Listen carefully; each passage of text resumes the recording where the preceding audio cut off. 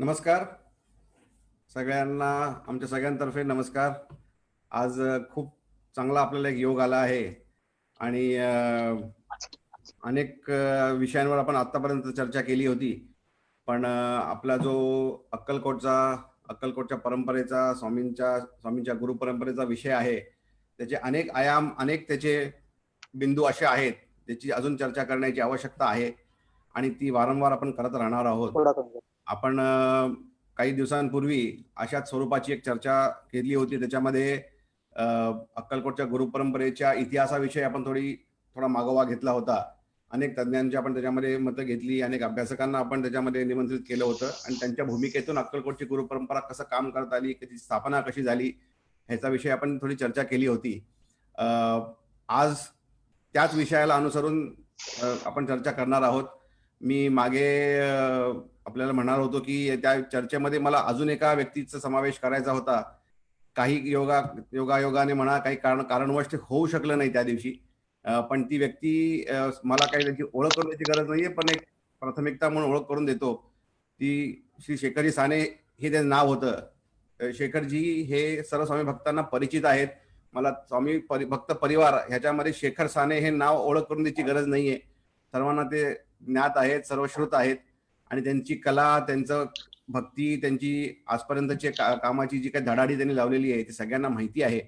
अनेक प्रदर्शनाच्या माध्यमातून त्यांनी आपल्या कलेच्या माध्यमातून जे स्वामींचं उभं केलंय त्याचा खूप लोकांनी अभ्यासही केलेला आहे आणि खूप लोकांनी त्याचं दर्शन देखील घेतलेलं आहे. तर शेखर साने हे पुण्यामध्ये स्थित अत्यंत प्रसिद्ध असे कलाकार आहेत, चित्रकार आहेत, आध्यात्मिक अभ्यासक आहेत आणि विशेषतः स्वामी समर्थांच्या अक्कलकोटच्या गुरु परंपरेच्या विषयीचे ते अभ्यासक आहेत. त्यांनी अक्कलकोट ह्या विषयावरती गेले 2 दशक काम केलेलं आहे आणि या 2 दशकांमधनं 5 ते 6 हजार स्वामींची तैलचित्र त्यांनी काढलेली आहेत आणि ह्या चित्रकलेच्या माध्यमातून, कलेच्या माध्यमातून स्वामी भक्तीचा, धर्मसंदेशाचा, स्वामी चरित्राचा प्रचार शेखरजी करतायत आणि अजूनही त्यांची पुढे बरीच योजना आहे. बरेच त्यांनी काम करायची योजना करून ठेवलेली आहे. त्या सगळ्या गोष्टींविषयी, त्यांच्या आतापर्यंतच्या प्रवासाविषयी, तसंच अक्कलकोट विषयी त्यांची असलेली जी काही भूमिका आहे, त्यांचे विचार आपण आज जाणून घेऊया. शेखरजी नमस्कार. नमस्कार. नमस्कार. खूप दिवसांपासून ही चर्चा करायची होती, काही ना काही कारणवश राहून जायची आणि आपण आज योग चांगला आला. आपण गेले 2-4 वेळा जे काही बोललो सगळा विषय, तो सगळा आपण लोकांसमोर चर्चा करावी असं वाटत होतं. म्हणजे मी मागे विवेकजींनाही म्हणालो होतो की ते जेव्हा पुस्तक लिहित होते तेव्हा त्यांच्याबरोबर तासनतास बसून चर्चा व्हायची की त्याचा मागोवा काय घ्यायचा, कुठल्या भूमिका आहे, काय आपली भूमिका आहे, काय समजून द्यायला पाहिजे आणि अनेक मुद्दे उलगडत गेले त्याच्यामध्ये आणि मग त्यांनी खूप सुंदरपणे अभ्यास करून ते सगळे जोडले बिंदू त्या पुस्तकाचे. तर त्यांना मी म्हणालो होतो की ही जी चर्चा आपण अशी बसून करतोय ही लोकांसमोर जर झाली असती तर लोकांना देखील खूप कळालं असतं, लोकांना देखील ऐकायला आनंद झाला असता. अगदी बरोबर आहे. त्याविषयी वाटतं की जी आपण फोनवरनं किंवा बसून चर्चा करतो ती लोकांसमोर व्हावी आणि तुमचा जीवन प्रवास, तुमचा स्वामींशी आलेला संबंध आणि त्यातून तुम्हाला आलेले अनुभव आणि त्यातून दिसलेली एक दिशा जी आहे स्वामी कार्याची, ती आपण लोकांसमोर मांडावी. तर थोडक्यात आम्ही आपल्याला विनंती करेन की आपण त्याचा जो मागोवा आहे त्याची सुरुवात आपल्या प्रवासाची सांगून लोकांना आपण विषयाची सुरुवात करून देऊया. पहिलं नम्रपणे सांगतो की अनुभव सांगून अहंकार मलाही माझा वाढवायचा नाही आणि याच चर्चेमधनं किंवा याच गोष्टी सांगून असंही त्याच्यातनं कुठला हे प्रकट करायचा नाही की आपण ह्याच्यातनं काय, कारण या गोष्टी अध्यात्मातल्या मार्गातल्या प्रत्येक साधकाला तो जेव्हा या मार्गावर असतो तेव्हा अनुभूती या त्याला येतातच. म्हणजे मी काय त्याच्यात वेगळा कुणीतरी आहे असं नक्की त्याच्यातलं हे नाही. एवढं नक्की आहे की अनेक वर्ष जेव्हा मी ह्या एका महाराजांच्या चित्राच्या निमित्ताने सतत त्या विषयाला कनेक्ट राहिलोय आणि 24 वर्षापूर्वी किंवा 25 वर्षापूर्वीचा जो काळ माझा अगदी तरुणपणातला आणि तिथून इथपर्यंत आलेला प्रवास अनेक चमत्कार सदृश घटनांनी भरलेला आणि भारलेला असं जीवन माझं आता गेल्या 25 वर्षात मी अनुभवलंय. अनुभव सांगायचे म्हणले तर अक्षरशः म्हणजे माझ्याकडे तासनतास कमी पडतील इतके अनुभवाचे खजिने आहेत. पण तरी सुद्धा मुख्य प्रवाह म्हणजे मी जेव्हापासून अग्निहोत्र करायला लागलो तो काळ गुरुमंदिरात आल्यानंतर माझ्या लाईफमध्ये पडलेला बदल झालेला प्रचंड मोठा बदल हा मुख्य विषय ठेवून त्यातले काही सिलेक्टेड अनुभव फक्त मी आपल्याशी शेअर करेन. कारण अनुभव सांगून मला असं वाटतं की असा कुणाला हे नको, कारण अनुभूती या नेहमी व्यक्तिसापेक्ष असतात. तर व्यक्तिसापेक्ष अनुभूती आहेत म्हणलं की काही वेळेला एखादा मनुष्याचा अनुभव सांगत असेल तर समोरच्या माणसाला तो अगदी खरा वाटेल किंवा सत्य वाटेल किंवा कुणाला त्याच्याविषयी टीका करायची वाटेल किंवा कुणाला ते खरं वाटणार नाही, असे असू शकतात. हो. वयाच्या 25 पर्यंतच्या तरुणपणामध्ये मी काय असं फार आध्यात्मिक किंवा असं फार हे नव्हतो. हम्म. एक निसर्गाची अत्यंत आवड, निसर्गाच्या मधलं झाडाचं पान सुद्धा तोडायला कधी आवडायचं नाही, एवढा निसर्गावरती प्रेम करणार होतो. या पलीकडे मी देवाचं असं फार काही करत नव्हतो किंवा आध्यात्मिक साधना. माझ्या घरातली नशिबाने मला फक्त जी परंपरा लाभली होती, माझ्या आईचे वडील गायत्रीचे उपासक होते. त्यांची जवळपास 60 वर्षापेक्षा गायत्रीची उपासना झालेली आहे. त्यांची अक्षरशः म्हणजे अगणित पुरस्करणं झालेली होती आणि गायत्रीची पुरस्करणं झाली होती. इथून फक्त माझं महत्वाचा ही घटना अशी सांगतो की माझ्या वयाच्या अगदी लहानपणी माझी आणि माझ्या भावाची मुंज एकाच याच्यामध्ये अहमदनगरला शमीच्या गणपतीच्या मंदिरात झाली होती. आणि माझं लहानपण सगळं नाना रेखींचा अहमदनगरला जो मठ आहे गुजर गल्ली मधला, त्या मठाच्या शेजारी माझं लहानपण गेलं. आणि आमच्या घरामध्ये अशी पद्धत होती, माझे आजोबा महाराजांच्या पायाला अत्तर लावल्याशिवाय आम्हाला चहा सुद्धा द्यायचे नाही. आणि घरात थोडंसं कडक वातावरण होतं आणि त्यामुळे मला या स्वामी महाराजांच्या विषयी ते फार कडक आजोबा आहेत म्हणून मी त्यांच्याकडे जायला खूप टाळायचो. आणि मला असं वाटायचं की साईबाबा त्यातल्या त्यात टॉप आहेत म्हणून मी साईबाबांची जास्त हे करायचो. हा प्रवास चालू होता आणि अगदी लहानपणी महाराजांची चित्र माझ्या आजोबांच्या देवघरासाठी मी सुरुवातीला काढली होती. तिथून माझा हा प्रवास महाराजांच्या दिशेने चाललेला होता. घरातली बॅकग्राऊंड म्हणाल तर आजोबांनी माझ्या गायत्रीची उपासना केली आणि आजोबांनी मला त्यावेळेला माझ्या मुंजीमध्ये वडिलांनी कानात गायत्री मंत्र दिल्यानंतर माझा आजोबा कानात बाजूला घेऊन मला म्हणले, आता मी तुला कानात सांगतो, म्हणले तुला पुढे स्वामींची सेवा करायची, तुला पुढे स्वामींची सेवा करायची. या शब्दाचा अर्थ करायला सुद्धा मला पुढची 25 वर्ष गेली. आणि ते वयाचं अगदी लहानपण होतं, तेव्हा काहीच कळत नव्हतं. माझी बॅकग्राऊंड म्हणजे माझी आई नर्स होती आणि माझी आई शिर्डीमध्ये नर्स होती. आणि माझा जन्म राहत्याला तिथे शिर्डीच्या जवळ राहतात एक गाव आहे, तिथे माझा जन्म झाला. माझ्या आईने माझ्या जन्माच्या आधी शिर्डीच्या समाधीला ती प्रेग्नंट असताना अक्षरशः म्हणजे तिने 108 प्रदक्षिणा शेवटचे कित्येक महिने केल्या. मला असं नेहमी वाटतं की तिच्या पुण्याईच्या जीवावरती आज माझ्याकडनं हे काम होतंय.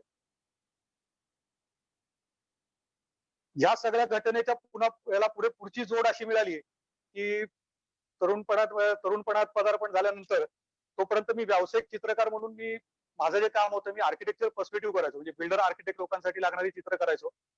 आणि मग 98 साली मला एक छोटीशी एका ट्रेक मध्ये इंजुरी झाली आणि त्याच्यानंतर मला स्पायनल कॉर्ड मध्ये इंजुरी डिटेक्ट झाल्यामुळे मला एका पुण्यातल्या न्यूरोसर्जननी तुम्हाला लाईफ टाइम बेड रिटर्न राहावं लागेल असं सांगितलं. आणि त्यामुळे मनाने फार खचून गेलो होतो. आणि माझी जी बायको आहे ती प्रॉपर अक्कलकोटची आहे. आणि माझं भाग्य असं आहे की माझ्या सासऱ्यांचे पणजोबा हे स्वामी महाराजांच्या म्हणजे ज्याला अक्कलकोटात गोरप्पा महाराज यायचे होते, तर त्याला हर्डीकरांचं ब्राह्मण घराणं तिथे त्या अक्कलकोट गावात जे होतं, तर त्या हर्डीकरांपैकी माझ्या सासऱ्यांचे पणजोबा हे अक्कलकोट राजेसाहेबांच्या पदरी तिथे त्यांचे पुरोहित म्हणून काम करायचे. आणि माझ्या सासऱ्यांच्या घरात स्वामी महाराजांनी दिलेली मारुतीची मूर्ती अजूनही आहे. माझे सासरे आता हयात नाहीत, 4 वर्षापूर्वी ते गेले. पण मी त्या दरम्यान म्हणजे माझा 98चा बेड रिटर्न कालावधीनंतर अक्कलकोटचं कनेक्शन जे ऑन झालं माझं, ते इतकं अद्भुत होतं.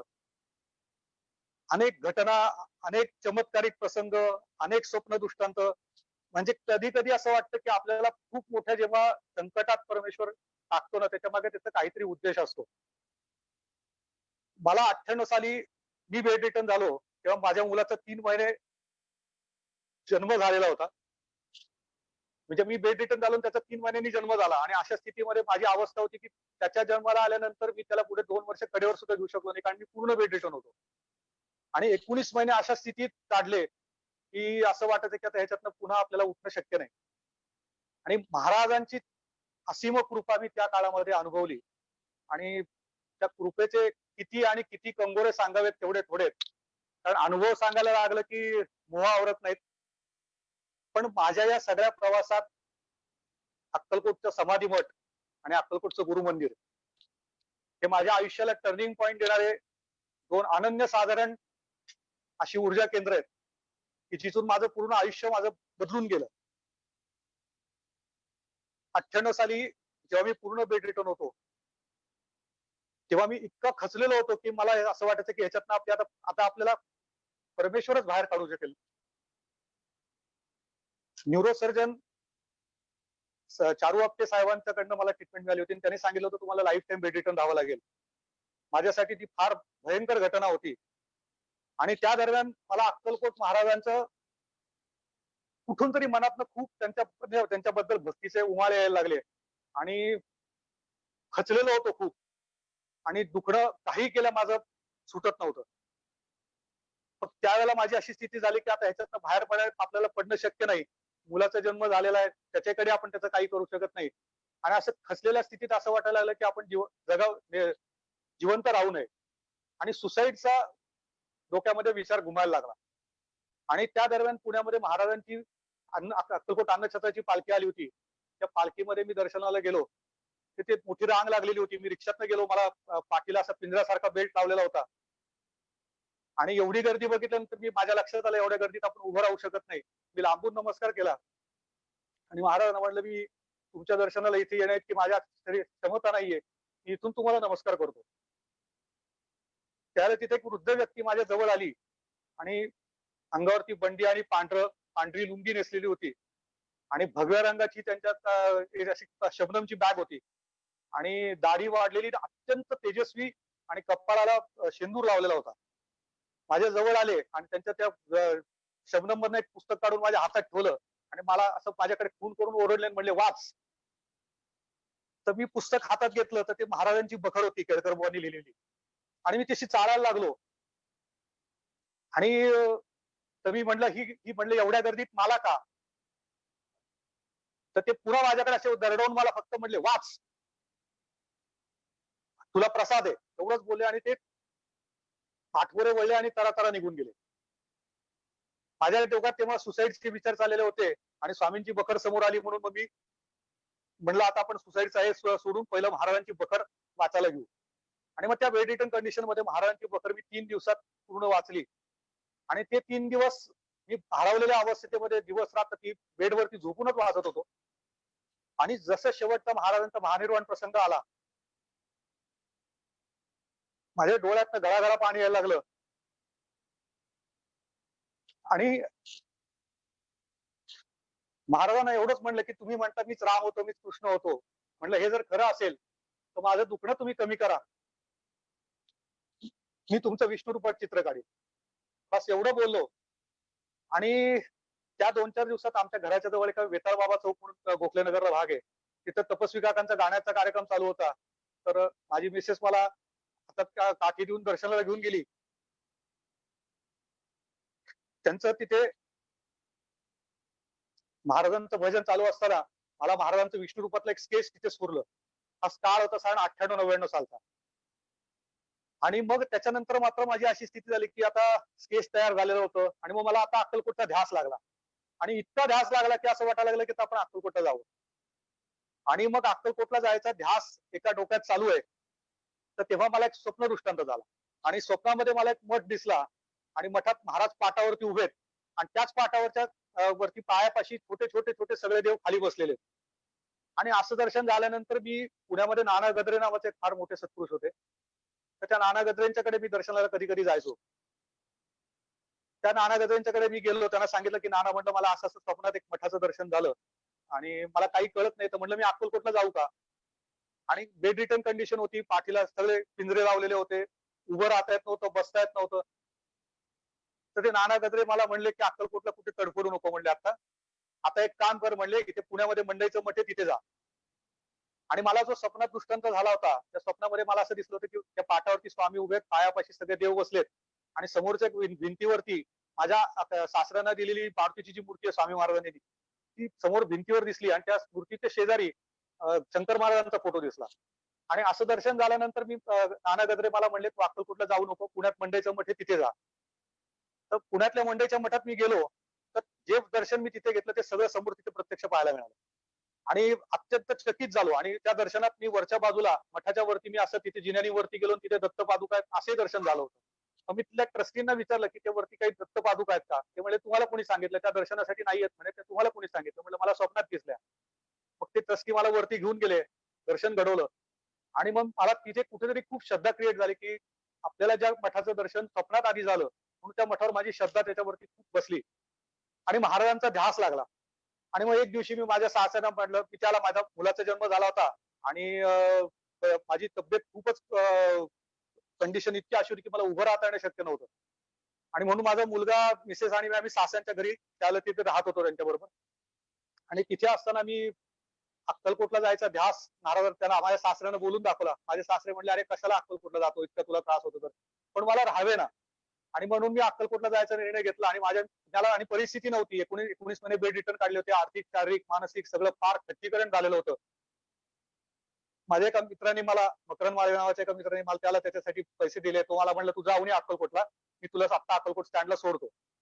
आणि आम्ही फिरत त्यांनी मला अक्कलकोट स्टँडला गाडीत बसून दिलं आणि मग माझं त्याला घरी जाऊन सांगितलं की शेखरला मी अक्कलकोटच्या गाडीत बसून दिले. तो ऐकत नव्हता. आणि सकाळी पहाटे मी अक्कलकोटात पोहोचलो आणि अक्षरशः एसटीतला प्रवास आणि अक्कलकोटात एसटीत झोपून प्रवास करून पहाटे अक्कलकोट पोहोचलो. मला तोपर्यंत अक्कलकोट काय ते पण माहिती नव्हतं. अक्कलकोट स्टँडला उतरल्यावरती एकाला विचारलं की मठ कुठे आहे? तर त्यांनी मला समाधी मठाच्या दिशेने मला दिशा दाखवली. समाधी मठात दर्शनाला गेलो. पहाटेची वेळ होती. तिथे एक पुजारी तिथे सकाळी झाडत होते. आणि मी तिथं दर्शनाला आल्यानंतर त्यांनी मला विचारलं म्हणजे अभिषेक करायचा का? मला खरं काही तिथल्या प्रथा काही माहिती नव्हतं. त्यांनी मला तिथे नेसाला सोहळं दिलं आणि समाधीवरती मी आतमध्ये येऊन समाधीवर हात ठेवले आणि ते म्हणले तुमची म्हणे मी तुमच्यासाठी अभिषेक करतो. तुम्ही महाराजांना प्रार्थना करा मनामध्ये की तुम्हाला कशासाठी अभिषेक करायचा आहे. मी महाराजांना एवढंच सांगितलं की मला तुमचं विष्णू रूपात चित्र करून अक्कलकोटला ठेवायची इच्छा आहे. माझी तेवढी इच्छा पूर्ण करा. आणि त्याच्यानंतर मला खरोखर पुढच्या याच्यात मी इतक्या भानात माझं भान हरपलं की समाधीचा पूर्ण अभिषेक होईपर्यंत मला कुठलीच शुद्ध नव्हती. मग गुरुजींनी मला हलवून ते म्हणले की चला म्हणले तुमचा अभिषेक झालाय बाहेर जा म्हणले. तर मी बाहेर आलो तर तिथे पूर्वी समाधी मठातल्या एका पलंगावरती असं एक व्याघ्राजीन होतं की जे मला अजून पण आठवतंय. आता तिथे नाहीये पण पूर्वी तिथे व्याघ्राजीन एका पलंगावरती असायचं आणि मी त्या पलंगावरच्या व्याघ्राजीनाला आर्टिस्ट असल्यामुळे खूप क्युरिओसिटीने बघत होतो. तर तेवढ्यात तेवढ्यात काय झालं की ते तिथून म्हणजे तिथे हे करत असताना विष्णू आणि तिथले पुजारी धावत बाहेर आले आणि ते मला म्हणले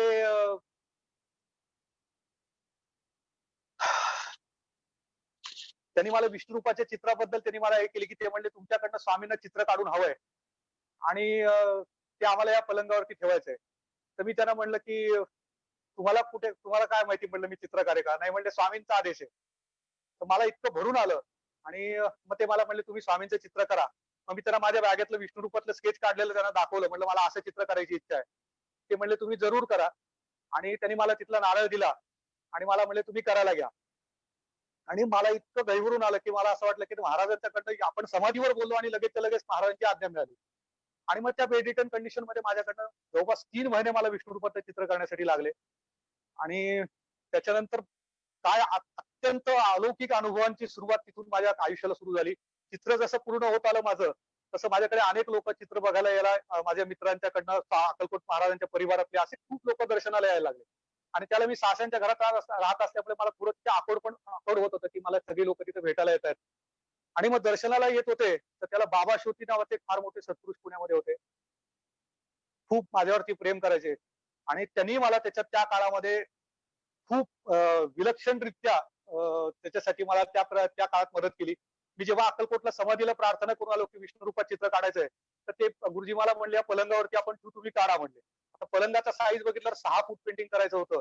एवढं पेंटिंग करण्या इतकी माझ्याकडे त्याला आर्थिक शक्ती नव्हती.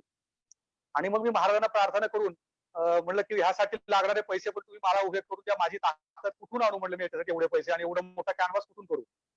आणि त्यावेळेला अशी घटना घडली की त्यावेळेला बाबा श्रोती नावाचे एक सत्पुरुष होते आणि त्यांच्या मार्गदर्शनाखाली मी नेहमी त्यांच्याशी त्यांचं मार्गदर्शनपर त्यांच्याशी चर्चा करायचो. तर मला एक पुण्यामध्ये मला असं स्वप्नामध्ये असं एक स्वप्न पडलं. त्याच्या स्वप्नात असं दिसलं की पुण्यामध्ये सूर्या नावाचं कुठेतरी हॉस्पिटल आहे आणि त्या हॉस्पिटलमध्ये एक सत्पुरुष बेडवरती ऍडमिट आहेत आणि मी त्यांना भेटायला गेलो आणि माझं आयुष्य बदललं. असं स्वप्न पडल्यामुळे मी ते बाबा श्रोतींच्या कानावर घातलं. तर ते मला म्हणले की सूर्या हॉस्पिटल कुठेतरी म्हणले याच्या पाशी आहे कसबा पेठेमध्ये, तिथे जाऊन बघ म्हणले. तर माझ्या एका मित्राला बरोबर घेऊन मी त्या सूर्या हॉस्पिटलच्या तिथे गेलो. तिथे विचारलं, म्हणले इथे कोणी स्वामी भक्त ऍडमिट आहेत का? तेव्हा ते म्हणले असं कसं सांगणार, म्हणले इथे खूप पेशंट असतात. आणि मग त्यांनी मला त्यांच्याकडे एक वॉर्ड बॉय होता काम करणारा, तो म्हणले तिथे एक एक पेशंट आहेत, म्हणले त्यांचं ऑपरेशन त्यांना कालच बाहेर काढलंय. त्यांच्या बेडवर त्यांनी समोर स्वामींचा फोटो लावला, ते असतील म्हणले, पण त्यांच्या त्यांच्या म्हणले जबड्यामध्ये प्लेट घातल्यात, तेव्हा त्यांना म्हणले बोलता येत नाही. असं म्हणल्यानंतर मला पुढे काही हे सुचेना. आणि त्याच्यानंतर मात्र माझं खरोखर सांगायचं, माझे कुठेतरी मनामध्ये मी खूप मग त्या सूर्य हॉस्पिटलला गेलो. तिथे गेल्यानंतर त्या वॉर्डबॉयने सांगितलं, त्या एका रूम मध्ये गेलो.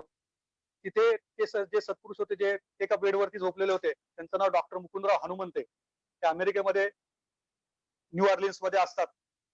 आणि या थोर सत्पुरुषाकडनं मी तिथे समोर गेल्या गेल्या त्यांनी मला एका खुर्चीकडे निर्देश करून बसायला सांगितलं. आणि त्यांचे एक नातेवाईक होते, त्यांना सांगितलं, आणि मला त्यांनी एका कागदाच्या चिठ्ठीवरती लिहून विचारलं, तुम्ही शेखर साने का? तर मी चकित झालो. ज्या माणसाला मी पहिल्यांदा भेटत होतो त्यांनी मला डायरेक्ट नावाने विचारलं. आणि समोर बसलेल्या त्या नातेवाईक ते जे होते, त्यांनी मला एक पाकिट काढून माझ्या हातात ठेवलं. आणि मग मी त्या ते समोर बसलेल्या व्यक्तीबद्दल मला त्यांच्याबद्दल काहीच माहिती नव्हतं. मग ते पटकन त्यांनी माझ्या हातामध्ये असं एक ते पाकिट दिलं. त्या पाकिटामध्ये 500 रुपयाच्या 5 नोटा होत्या आणि 2,500 रुपये त्याच्यातनं दिलेले होते. आणि त्यांनी मला सांगितलं त्याला, की स्वामी महाराजांचं कुठलं चित्र राहिलं आहे ते सुरू करणे. आणि माझी महाराजांचं कॅनव्हास पेंटिंग 6 फूट करायची माझी आर्थिक नाही कसलीच कुवत नव्हती. आणि तब्बल 18 महिने सासऱ्यांच्या घरात बेड रिटर्न होतो. आणि त्याच्यातनं ते 2,500 रुपये त्यांनी मला दिले. तर मी त्यांना विचारलं, हे कशासाठी आहेत? असं त्यांना खुणेने विचारल्यावरती त्यांनी कागदाच्या चिठ्ठीवर लिहून सांगितलं, स्वामी महाराजांचं कुठलं चित्र राहिलं आहे ते सुरू करणे. आणि त्या गोष्टीचं मला फार अप्रूप वाटलं, की त्याच्यानंतर माझ्या आयुष्यात ज्या घटना बदलायला लागल्या आणि चित्र मग माझं पुढे पुढे जसं जायला लागलं, मग चित्र सुरू झालं. अनेक अलौकिक घटना त्याच्यातनं सुरू झाल्या. मग मला एकदा शंकराचार्यांचा फोन आला, करवीर पीठाच्या. आणि शंकराचार्यांचा माझ्या कुणीतरी एकाने फोन लावून दिला. ते म्हणले, शंकराचार्य तुमच्याशी बोलतायत. तर त्यावेळेला सगळा अतिशय यंगेज होतं. मित्र खूप टवाळखोर, मस्तीखोर सगळे मित्र असायचे. तर मला वाटलं मित्र कुणीतरी चेष्टा करतात. शंकराचार्य आपल्याशी कशाला बोलतील म्हणलं फोन करून. तर तेवढ्यात त्या शंकराचार्यांचा आवाज मला फोनवरनं आला. ते म्हणले, मी करवीर पीठाच्या शंकराच्या पीठाकडनं तुम्हाला आशीर्वाद देतोय. आणि त्याच्यानंतर ते मला म्हणले, की म्हणजे 3च महिन्यापूर्वी म्हणे स्वामींच्या विष्णुरूपाबद्दल मी अक्कलकोटामध्ये प्रवचन केलं होतं. आणि तेच रूप तुमच्या घरात तुमच्याकडनं साकारलं गेलंय. ही खूप अलौकिक घटना आहे. मला तुमच्या घरी दर्शनाला यायचंय. आणि सासऱ्यांच्या घरात राहत असल्यामुळे मला शंकराचार्य घरी आले तर आपण त्यांचा आदरातिथ्य करू शकू का नाही, अशी खूप भीती वाटायला लागली. आणि मी मनोमन स्वामींची प्रार्थना केली, की शंकराचार्यांना माझ्या घरी आणू नका. मला त्यांचं सगळं करता येणार नाही. त्यात म्हटलं मी माझ्या आर्थिक शारीरिक सगळ्या परिस्थितीत आता कमजोर इतका डाऊन झालोय, की मला हे शक्य नाही. मग त्यावेळेला त्यांनी शंकराचार्यांची असे त्यांना सांगायचा प्रयत्न केला, पण शंकराचार्य म्हणले, की नाही नाही, म्हणले मी स्वतः दर्शनाला येणार आहे. आणि मी उद्या तुमच्याकडे सकाळी 11 वाजता दर्शनाला येईन म्हणले. आणि महाराजांचा धावा केला. दुसऱ्या दिवशी सकाळी 1 वाजेपर्यंत शंकराचार्य आले नाहीत. 1 वाजता त्यांच्या प्रकृती अस्वास्थ्याचा साठी त्यांच्या एका ह्याचा फोन आला मला, त्यांच्या असिस्टंटचा. आणि ते म्हणले, शंकराचार्य तुमच्याशी आशीर्वचन पर बोलतील. आणि मग त्यावेळेस जे विद्याशंकर भारती शंकराचार्य होते, त्यांनी मला त्याला अनेक आशीर्वाद दिले. आणि त्या आशीर्वादातला मुख्य त्यांचा हे होता, की स्वामींच्या नावाने तुम्ही ओळखले जाल.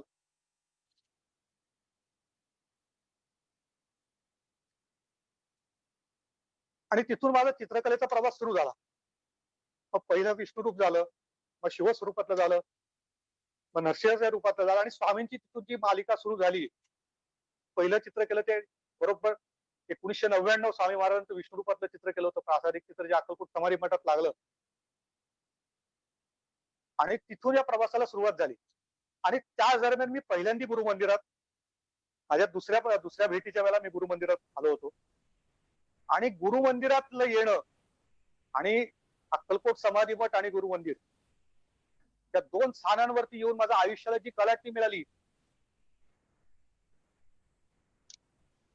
तिथून मला महाराजांनी माझी शेंडी घट्ट पकडली आणि सेवेत घेतलं.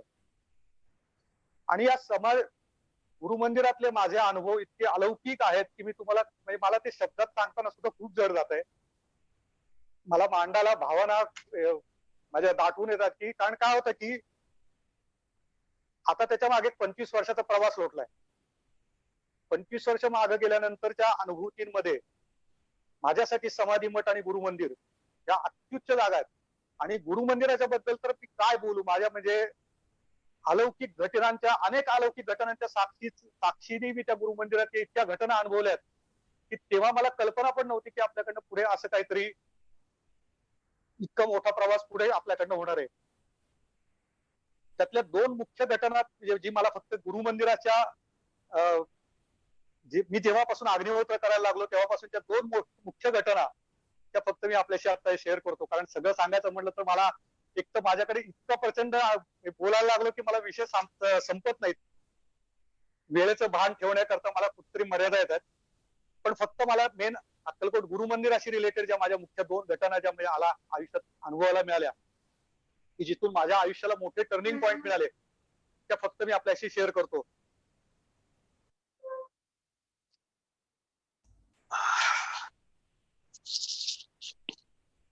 त्यातली एक सगळ्यात मोठी ऑस्ट्रियामध्ये राहणारा एडवर्ड नावाचा आपला अग्निहोत्री, आपण त्यांना ओळखता चांगले, महाराजांचे शिष्य आहेत, गजानन महाराजांचे. 3 वर्षापूर्वी ते माझ्याकडे आले होते आणि एडवर्ड ज्याला माझ्याकडे पहिल्यांदा घरी आला, अतिशय भारावलेल्या वातावरणात आम्ही अगदी जवळपास 4-5 तास त्याच्याबरोबर गप्पा झाल्या. आणि मी एडवर्डला माझ्याकडची स्फटिकाची सुंदर माळ दिली आणि मी त्याला विचारलं की म्हणलं एडवर्ड तुला मला काहीतरी आठवण म्हणून द्यायचंय, म्हणलं मला हक्काने सांग की मी काय देऊ. तेव्हा त्यांनी मला एकच गोष्ट सांगितली. मला म्हणलं शेखर जर देणारच असशील तर म्हणे मला एक वचन दे म्हणलं. म्हणलं माग. तर एडवर्ड म्हणला की एवढंच मागतो की तू अग्निहोत्र चालू कर. खरं सांगायचं म्हणजे त्याला अग्निहोत्राचं महात्म्य तोपर्यंत मलाही तितकंसं माहिती नव्हतं. एडवर्डला वचन देऊन बसलो आणि मग एडवर्डच्या साठी मला अग्निहोत्राची तिथून सुरुवात झाली. 4 वर्षापूर्वीचं हे अग्निहोत्र आयुष्यात खूप मोठे बदल करून गेलं. इतक्या अलौकिक घटना माझ्या त्या प्रवासामध्ये तिथे घडत गेल्या की मी शब्दात सांगू शकत नाही.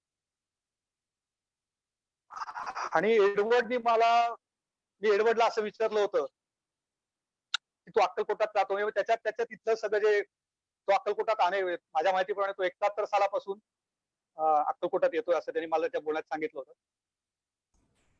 ऑस्ट्रिया जो देश आहे त्या ऑस्ट्रियाच्या राजाचा मुलगा वेर्नर बायर माझा कॉलेज पासूनचा मित्र होता. तो वयाने माझ्यापेक्षा खूप सिनियर होता, पण पुण्यामध्ये मा इंदिरा देवी नावाच्या एक मोठ्या साधिकाच्या मीराबाईंचं ज्यांना अवतार मानतात, त्यांनी त्याला दर्शन देऊन पुण्यामध्ये बोलून घेतलं होतं, स्वप्नदृष्टांत देऊन. आणि त्याच्याबरोबर माझी खूप मैत्री झाली होती. तर तो प्रॉपर ऑस्ट्रियाचा असल्यामुळे मला ऑस्ट्रिया किती सुंदर आहे त्याच्याबद्दल पूर्ण कल्पना होती. आणि एडवर्ड हा ऑस्ट्रियातला होता आणि त्यामुळे मला त्याच्याबद्दल खूप जास्त ओढ त्याच्या मैत्रीत झाली. मी त्याला विचारलं की इतका सुंदर ऑस्ट्रियासारखा देश आहे, मग तू अक्कलकोटात सारख्या किंवा इंडिया सारख्या देश याच्यातून तू कसं काय इथे म्हणलं येऊ शकला सद्गुरूंच्या शोधात. मग तुला म्हणलं इथे तिकडचं एवढं सौंदर्य सोडून तुला इथे किती म्हणलं तुला हे खटकलं नाही का. त्यांनी मला एक वाक्य काय सांगितलं, तो मला म्हणला, म्हणजे मला आठवतंय कारण ज्याला त्यांनी मला सांगितलं तू आता ज्या अक्कलकोटाबद्दल बोलतोयस आणि आमचा आता ऑस्ट्रिया खूप सुंदर आहे बोलतोय, मी जेव्हा म्हणलं अक्कलकोटात 73 साली आलो होतो, पहिल्यांदा 71 साली जेव्हा आलो, मग 73 साली महाराजांनी त्यांना अनुग्रह केला होता, तर ते म्हणले त्या काळातला अक्कलकोट म्हणले त्या काळी म्हणले तिथे पाट्याचे संडास होते, म्हणजे खूप वाईट पद्धतीची सगळी ते. तो म्हणला मी ते सुद्धा पाहिलं रे म्हणे. अरे पण म्हणे हे सगळं जरी असलं ना म्हणले आणि आमचा देश किती सुंदर असला, खूप सुधारलेला असला, तरी तिथे म्हणले ही देवभूमी नाही रे म्हणले. पाट्याच्या टॉयलेट वगैरे हे खूप म्हणले हे त्या काळी म्हणे सगळं पाहिलंय म्हणे मी डोळ्यांनी, पण तिथे सद्गुरू नाहीयेत आणि मी परम सद्गुरूंसाठी इथे येतो म्हणलं. आणि हे म्हणताना त्याच्या डोळ्यातनं पाणी यायला लागलं. आणि त्याच्या बोलण्यात मला एकच गोष्ट कळली की महाराज परम सद्गुरूंचं अक्कलकोटातलं कार्य इतकं अलौकिक आहे की आपल्याला याबद्दल काही माहिती नसते. आणि एक फॉरेनर आपल्याला जेव्हा सांगतो आपल्या देशाबद्दल माहिती त्याची, तेव्हा आपल्याला लाज वाटते की मी या भारतातला, या महाराष्ट्रात जन्म घेतलेला, आणि मला इथल्या देशातल्या इथल्या संस्कृतीबद्दल किंवा इथल्या एखाद्या अग्निहोत्राबद्दल किंवा इथल्या सद्गुरूंबद्दल तो काहीतरी पोटतिडकीने सांगतो, ही गोष्ट खूप मला जिव्हारी लागली. पण त्याच्या बोलण्यात मला एक गोष्ट कळली, की त्याच्या सांगण्यामध्ये खूप ती जी त्याच्यातली जी काही इंटेन्सिटी होती, ती मला शरीरामध्ये खूप खोलवरती अक्षरशः म्हणजे मला ते असा कुठेतरी तो हे होता, की ही अनुभूती सुद्धा मला जाणवलं, की आपण अक्कलकोटातलं काहीतरी खूप मोठं मिस करतोय. आणि मग मी अग्निहोत्र सुरू केलं. त्याच्या आधीच्या घटनांच्या याच्यात 10 वर्षापूर्वी पुण्यामध्ये कारण 12 वर्षापूर्वी पुण्यामध्ये चित्पावन ब्राह्मण कोकणस्थ ब्राह्मणांचं एक संमेलन मोठं झालं होतं. आणि त्या संमेलनाच्या निमित्ताने माझ्या डोक्यात आलं, की आपण अक्कलकोटच्या गुरुमंदिरासाठी आपण म्हणलं एक परशुरामाचं मोठं पेंटिंग करावं. आणि म्हणलं ही संधी आहे म्हणलं. त्याचं निमित्त म्हणलं आपण कोकणस्थ ब्राह्मण संमेलनासाठी चित्र करू आणि ते चित्र पूर्ण झालं, की आपण अक्कलकोटच्या गुरुमंदिराला चित्र आपल्याकडनं देऊ. आणि गुरुमंदिरासाठी म्हणून मी त्याला परशुरामांचं भव्य पेंटिंग करायला त्याला घेतलं. हा. आणि खरं सांगायचं म्हणजे आपल्या शरीराचं मनाचं तेवढं पावित्र्य नसतं.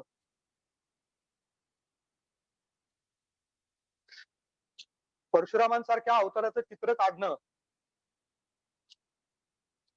त्याच्यासाठी तुमची शरीराची मनाची अतिशय अत्युच्च पातळी असायला लागते. आणि ती नव्हती माझ्याकडे. अशी काही कुठली साधना उपासना माझी फार झालेली नव्हती. आनंदनाथ महाराज रचित गुरुस्तवन चरित्र स्तोत्र सोडलं तर मी महाराजांची उपासना पण फारशी काही करत नव्हतो. आणि परशुरामांचं चित्र करायचं हा फक्त एक ध्यास लागला होता. आणि कोकणस्थ ब्राह्मण संमेलन 15 दिवसावरती येऊन ठेवलं होतं आणि माझ्या डोक्यात आलं की आपण 8 फूट मोठं परशुरामांचं पेंटिंग करावं. अण्णा वालावलकर म्हणजे आनंदनाथ महाराजांचे जे नातू होते, त्या पूज्य अण्णा वालावलकरांचा अतिशय तेजस्वी चेहरा होता. आणि मला सारखं भुरळ पडायला लागली, की मला असं वाटायचं की ते इतके करारी दिसायचे, की मला नेहमी मी त्यांना कधी कधी म्हणायचो, म्हणलं अण्णा तुम्ही म्हणलं खूप म्हणलं परशुरामांसारखे दिसता. तर ते माझ्यावर खूप चिडायचे. अरे म्हणे परशुरामाशी कुठे बरोबरी करतो माझी. माझ्या बाल हट्टापुढे त्यांनी मॉडेल म्हणून उभं राहायची इच्छा पूर्ण केली. आणि मग परशुरामांचं चित्र करायला घेतलं. त्या काळात माझ्याकडनं ते खूप अद्वितीय झालेली कलाकृती होती परशुरामांचं चित्र. आणि त्या काळात जी एक अत्यंत अलौकिक घटना मी अनुभवली.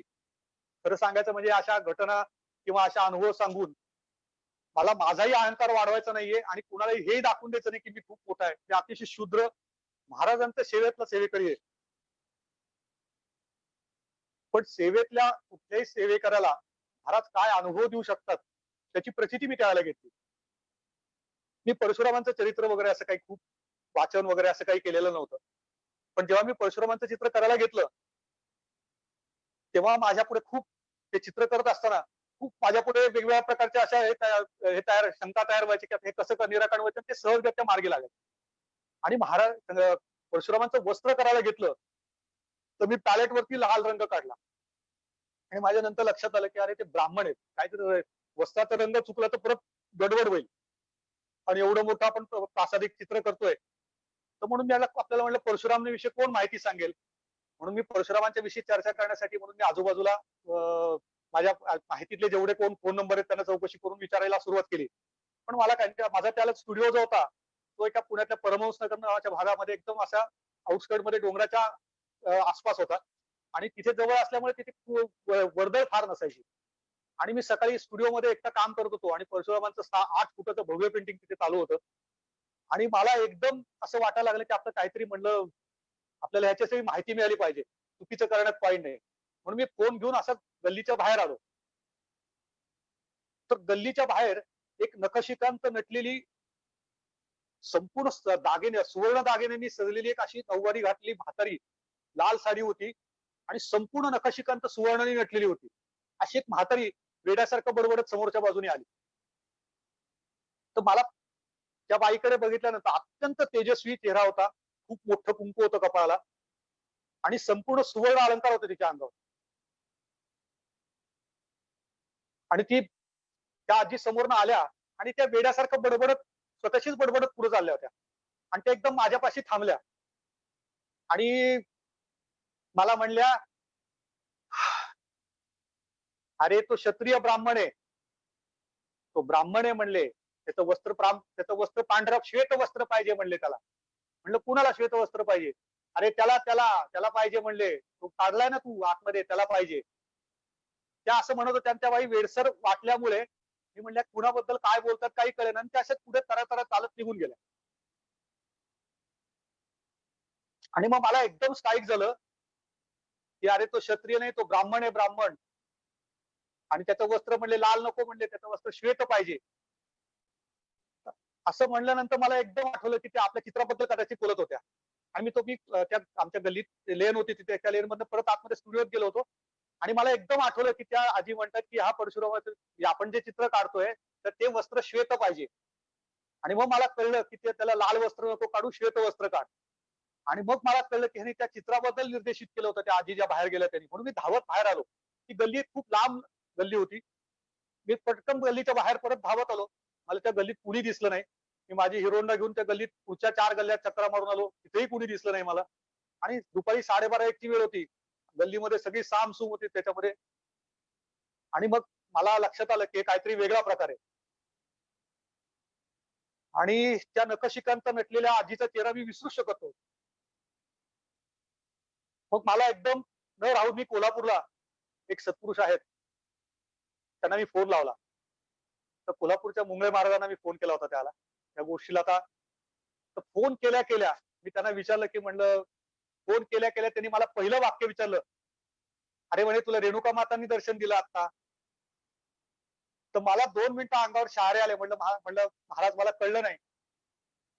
अरे म्हणे आता तुझ्याशी त्या बोलून गेल्या ना, त्या रेणुका माता होत्या. आणि मग मला इतकंही भान नव्हतं, की मग मला असं वाटलं, की अरे आपण त्यांना साधा नमस्कार पण नाही करू शकलो. आणि त्यांनी सांगितलंय तसं कर म्हणले. तुझं डोकं लढवू नको म्हणले आता. आणि त्यांनी मला आशीर्वाद दिला आणि मी कामाला सुरुवात केली. आणि अत्यंत अलौकिक तेज असलेलं परशुरामांचं पेंटिंग माझ्याकडून त्यावेळेला पूर्ण झालं. चित्र पूर्ण होत असताना अनेक अलौकिक घटना माझ्या बाबतीत घडल्या. मी त्या सगळ्या सांगत नाही. फक्त एवढं त्यातली मुख्य गोष्ट अशी होती, की चित्र पूर्ण करेपर्यंत म्हणजे त्यातलं परशुरामांच्या चेहऱ्यावरचे जे काही तेज त्या ह्याच्यात आलं, ते कुठल्यातरी एका अलौकिक शक्तीने माझ्याकडनं करून घेतलं. म्हणजे मी असं म्हणूच शकत नाही, की ते चित्र मी केलंय. मी फक्त त्यावेळेला माध्यम म्हणून वापरला जात होतो आणि कुठलीतरी शक्ती ते काम करत होती. आणि मग त्या पुण्यामध्ये झालेलं पहिलं चित्पावन ब्राह्मण संमेलनाच्या त्या संमेलनात ते चित्र ठेवलं होतं. आणि त्या चित्राचं तिथून संमेलन संपल्या ते चित्र मी अक्कलकोटला आपल्या ह्याच्यासाठी घेऊन आलो. आणि माझी इच्छा होती, की ते चित्र आपल्या शिवपुरीला लागावं. म्हणून मी शिवपुरीत ते अर्पण केलं. इथपर्यंतच्या प्रवासात मला कल्पना नव्हती, की ह्या सगळ्या घटनांमध्ये आपण अक्कलकोटल्या कुठल्या कुठल्या गोष्टींशी आपण बांधले जातो. कारण माझ्याकडनं त्यावेळेला सांगतो तुम्हाला 2001 साली माझ्याकडनं विराट रूपातलं चित्र झालं. 2003 साली माझ्याकडनं अक्कलकोट दरबारचं भव्य पेंटिंग झालं. आनंदनाथ महाराजांच्या अभंगांचा, आनंदनाथांच्या अनेक त्यांच्या चरित्र स्तोत्रातनं किंवा आत्मबोध गीतेतनं जे काही शक्ती थोडीफार आपल्याला जी मिळते किंवा जी आपल्याला ऊर्जा त्याच्यातनं प्राप्त होते, तर त्याच्यामुळे खूप तुमच्यामध्ये बदल व्हायला सुरुवात झाली होती. पण याच्या जोडीला जेव्हा अग्निहोत्र सुरू केलं, त्याच्यानंतर माझ्या चित्रात महाराजांच्या डोळ्यांमध्ये जे तेज यायला लागलं, त्याचं मुख्य कारण अग्निहोत्र आहे. आणि हे मी नम्रपणे सांगतो, की गुरुमंदिरात आल्यानंतर माझ्या लाईफला टर्निंग पॉईंट मिळाले. मी अक्कलकोटचं समाधी मठ आणि गुरुमंदिर हे माझ्यासाठी अलौकिक घटनांच्या इतक्या घटना तिथे माझ्यासाठी आहेत, की मी सांगू शकत नाही. म्हणजे आता खरं सांगायचं, की भावनेच्या भरात जास्त बोललं जात असेल, पण खरं सांगायचं म्हणजे त्या 25 वर्ष मागे जाऊन जेव्हा घटना सगळ्या एक स्मृतीमध्ये येतात, त्यांनी भारावल्या झाल्यासारखं होतं. कारण लोक माझा आत्ताचा चित्रांमधला प्रवास बघतात, चित्र बघतात, पण त्याच्या मागे खरंच आपल्या आयुष्यात खूप घटना असतात. गुरुमंदिरातल्या बाबतीत तर काय सांगू मी, की मला आता सुद्धा गुरुमंदिरात आलं की ती शांतता, तिथे जी काय अवर्णनीय तिथे अनुभूती येतात ना, त्या मी सांगू शकत नाही. शेवटी एक चित्रकार म्हणून आम्ही शेवटी वेगळं काहीतरी बघण्याचा तिसऱ्यांपेक्षा प्रयत्न करत असतो. बाकीचे लोक बघतात त्यापेक्षा वेगळं काहीतरी शोधायची सतत सवय असते. समाधी मठातले काही अनुभव, गुरुमंदिरातले काही अनुभव, वटवृक्षाच्या झाडाखालचे काही अनुभव आयुष्यात विसरू शकत नाही. कारण त्या घटना माझ्या लाईफला पूर्ण टर्निंग पॉईंट देणार आहे. आणि अग्निहोत्र परंपरा एवढा मोठा फास्ट विषय की हा जर नाही कळला ना तर आपलं आयुष्य वाया गेल्यासारखं वाटतं. फक्त अग्निहोत्र हा एकच विषय एवढा मोठा आहे की सगळ्या उपासना, सगळ्या घटना त्याच्याशी सगळ्या त्याच्या भोवती फिरायला लागतात आणि मनुष्य त्या दिनचर्येच्या साखळीमध्ये, त्या चक्रामध्ये तुम्ही अतिशय काय तुमच्या सगळे डिसिप्लिन आहेत ना, ज्या इनडिसिप्लिन सगळ्या गळून पडतात. आणि पहिली गोष्ट सगळ्यात म्हणजे मनुष्य डिसिप्लिन मध्ये येतो. आणि आमच्यासारखे चित्रकार आहेत ना, खरं सांगायचं म्हणजे त्यांना डिसिप्लिन नसतं कुठल्या. म्हणजे मलाही नाहीये ते, अजूनही नाहीये. फक्त एवढं नक्की सांगू शकतो की त्या डिसिप्लिन आणण्यासाठी सूर्योदय सूर्यास्ताचा अग्निहोत्र करणं की तुम्हाला तुमच्या सगळ्या शरीराच्या दिनचर्येला किती साखळीमध्ये आणून सोडतं, त्याचा अनुभव मी मात्र खूप वेळा घेतोय. अग्निहोत्राशी रिलेटेड तर किती अनुभव सांगू तेवढे थोडे, पण सगळ्या घटना नाही सांगणार. आता फक्त माझ्या पाठीमागे जे आता महाराज दिसत आहेत हा. त्याच्याविषयी फक्त थोडस सांगतो. हे आपल्या अक्कलकोटच्या गुरु मंदिरासाठी आता मी चित्र करायला घेतलंय.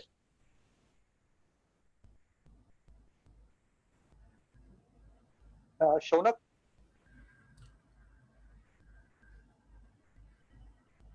मला रिव्हर्स स्पीक कसा होत रे?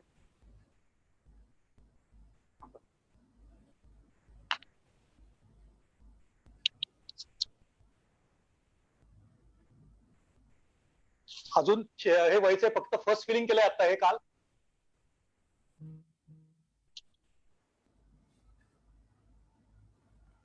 अतिशय सुंदर चित्र काढलंय. हो, ही फक्त आता चित्राची अगदी बेसिक सुरुवात आहे. पण भाव फार सुंदर आले चेहऱ्यावरती. म्हणजे त्यांना जसे पाहिजे तसे त्यांनी करून घेतले. हो, हो. अजून डोळे करायचेत. आता डोळ्याला फक्त मी तिथे रंग लावलाय, काम केलेलं नाही काही. अच्छा. पण अगदी फोटोग्राफ असेल असं वाटतंय. हा, पण ही म्हणजे महाराजांची असीम कृपा आहे की हे आपलं काम नाहीये खरं. खरंय. आणि हे करायला किती वेळ लागला आपल्याला? सांगितलं तर कदाचित तुम्हाला खरं वाटणार नाही, कारण पेंटिंग मी लाईव्ह केलं होतं काम करताना परवा. हे अख्खं चित्र फक्त 3.5 तासात उभं राहिलंय. आणि चित्राचा साईज आहे, आता चित्राचा जो साईज आहे तो 8 फूट बाय 6 फूट कॅनव्हासचा साईज आहे. बापरे. आणि हे आपल्या अक्कलकोटच्या गुरुमंदिरासाठी चित्र करतोय. होय.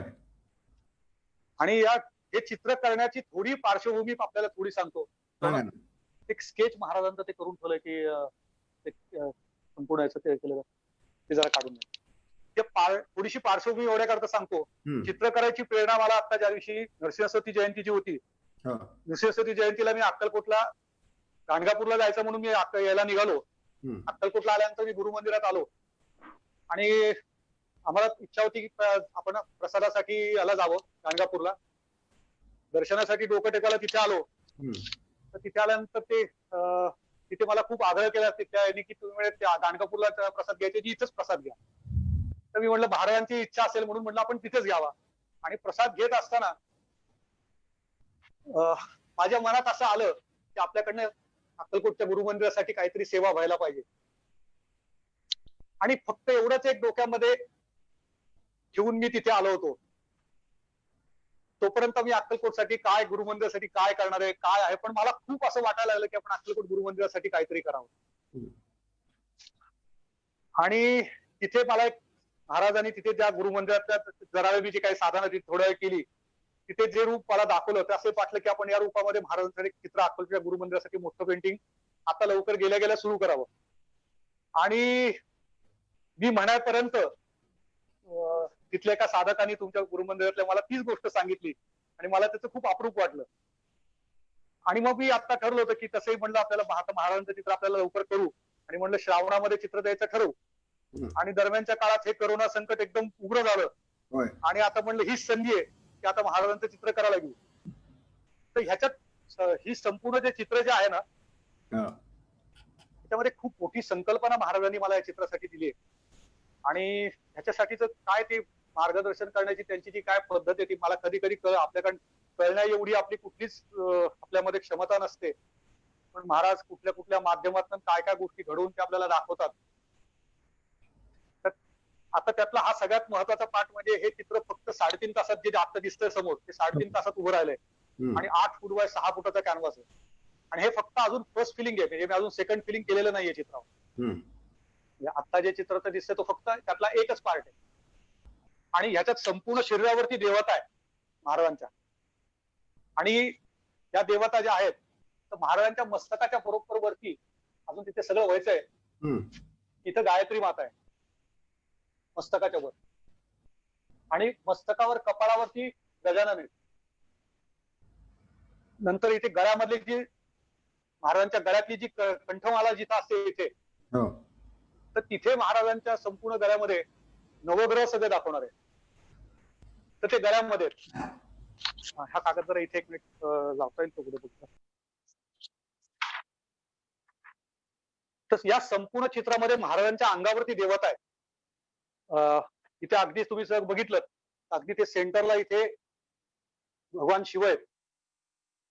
इथे वरती कंठाच्या इथे बरोबर खाली एवढ्या भागामध्ये इथे सूर्य आहेत, आणि इथे संपूर्ण गळ्यामध्ये नवग्रह, आणि या नवग्रह म्हणजे देवतांच्या रूपात असणार आहेत, कारण हे महाराजांचं एक प्रकारचं भव्य विराट रूपच आहे.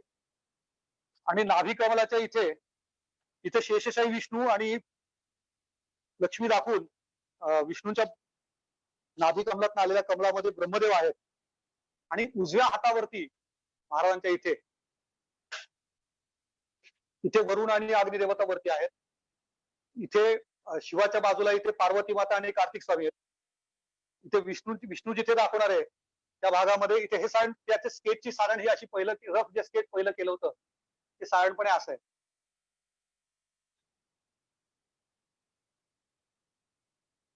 दिसतंय का आपल्याला थोडस?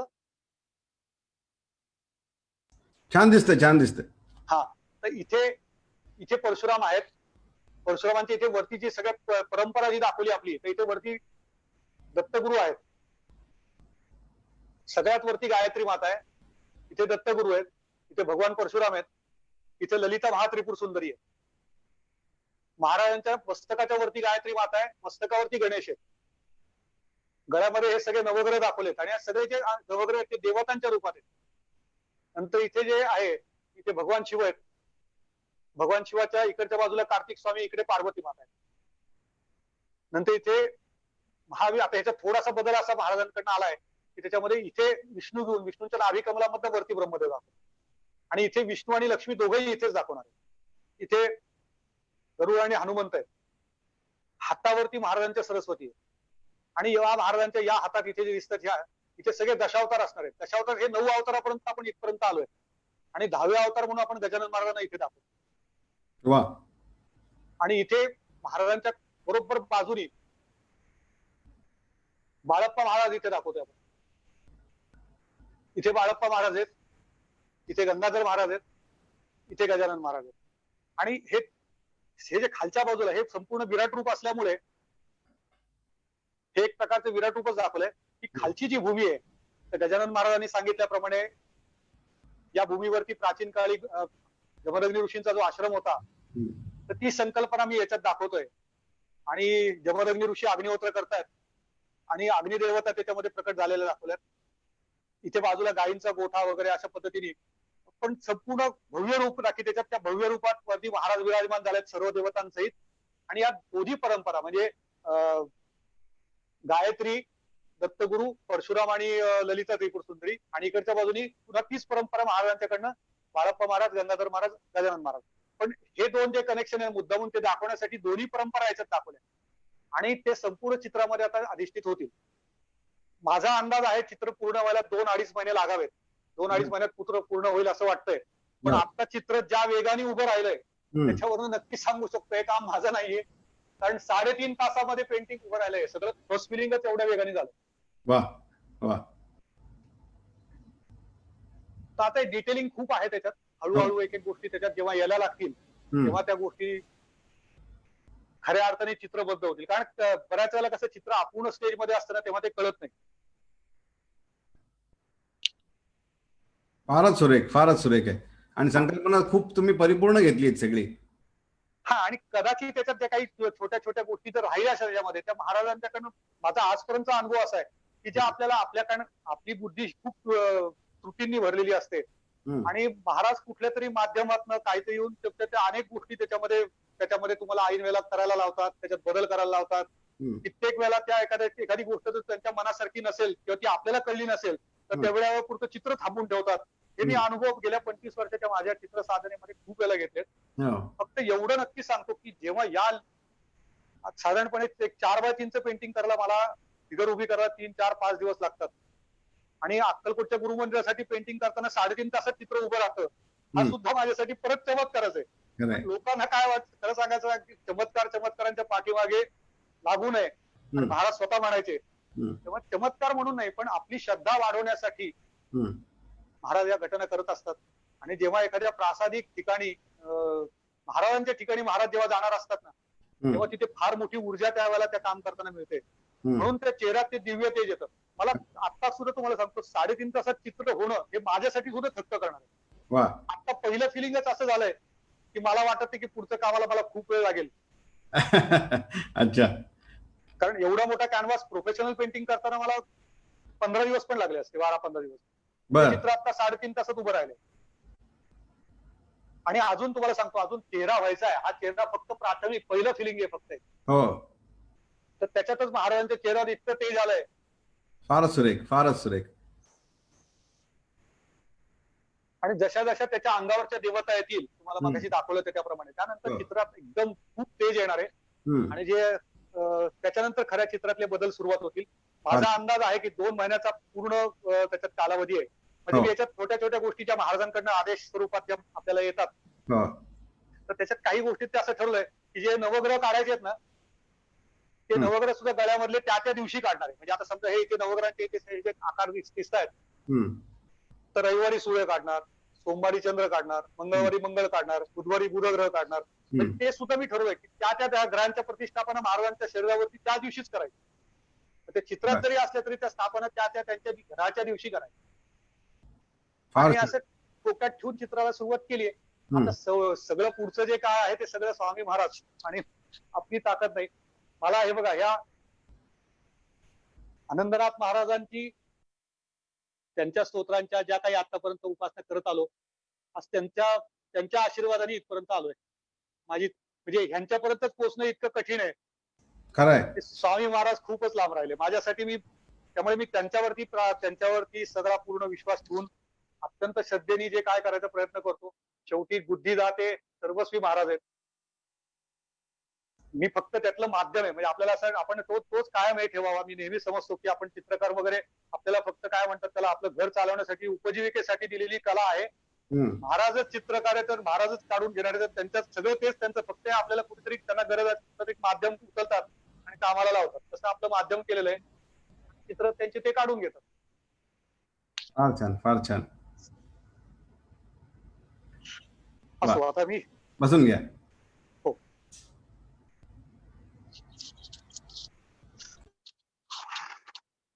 आता तुम्ही बोलात तरी चालेल. हा, थोडक्यात म्हणजे आपल्याशी चर्चा करण्याची भूमिका सांगतो थोडक्यात. आपण जसं आता म्हणजे स्वामींचे चित्र दाखवलं सगळं बरं का, आणि या चित्रामधनं जी काही आपण तो संदेश मांडताय की सर्व जे काही ह्या सृष्टीतील जे काही देवतत्व आहे, म्हणजे स्वामींना आपण भगवान दत्तात्रयांचे अवतार मानतो आणि त्यांच्याकडनं त्या भूमिकेतनं बघितलं जातं. म्हणजे भगवान दत्तात्रयांचे एक चौथे अवतार या युगामधले, आणि त्या भूमिकेमधनं त्यांच्या सगळं भक्त म्हणा किंवा त्यांचे सगळे जे काही त्यांच्याकडे श्रद्धा ठेवतात ते त्या भूमिकेतून त्यांच्याकडे बघतात. आणि अक्कलकोटला त्या अनुषंगाने महत्व खूप आहे, कारण ही अत्यंत प्राचीन अशी तपोभूमी आहे अक्कलकोटची, बरं का. अगदी बरोबर. आणि अक्कलकोटमध्ये ह्याच्या आधी हजारो वर्ष आधी भगवान दत्तात्रयांचा संबंध आलेला आहे खूप जवळचा. म्हणजे इथं जवळ एक स्थान आहे अक्कलकोटच्या जवळ, जिथे असं म्हणलं जातं, पुराणांतराचा उल्लेख आहे की इथे भगवान दत्तात्रयांनी भगवान परशुरामांना दीक्षा दिलेली आहे इथे. बरं का. अक्कलकोट जवळ आहे का? हो, अक्कलकोट जवळ आहे. आणि ही भूमी अत्यंत प्राचीन अशी तपोभूमी, अनेक संतांनी ऋषींनी इथे येऊन तपाचरण केलेली आहेत. आणि त्या कारणामुळे अक्कलकोटची निवड स्वामींनी त्यांच्या प्रकटनासाठी केली. म्हणजे प्राचीन ह्या गावचं नाव प्रज्ञापूर नाहीये, विद्यानगर हे नाव आहे, बरं का. आणि वैश्विक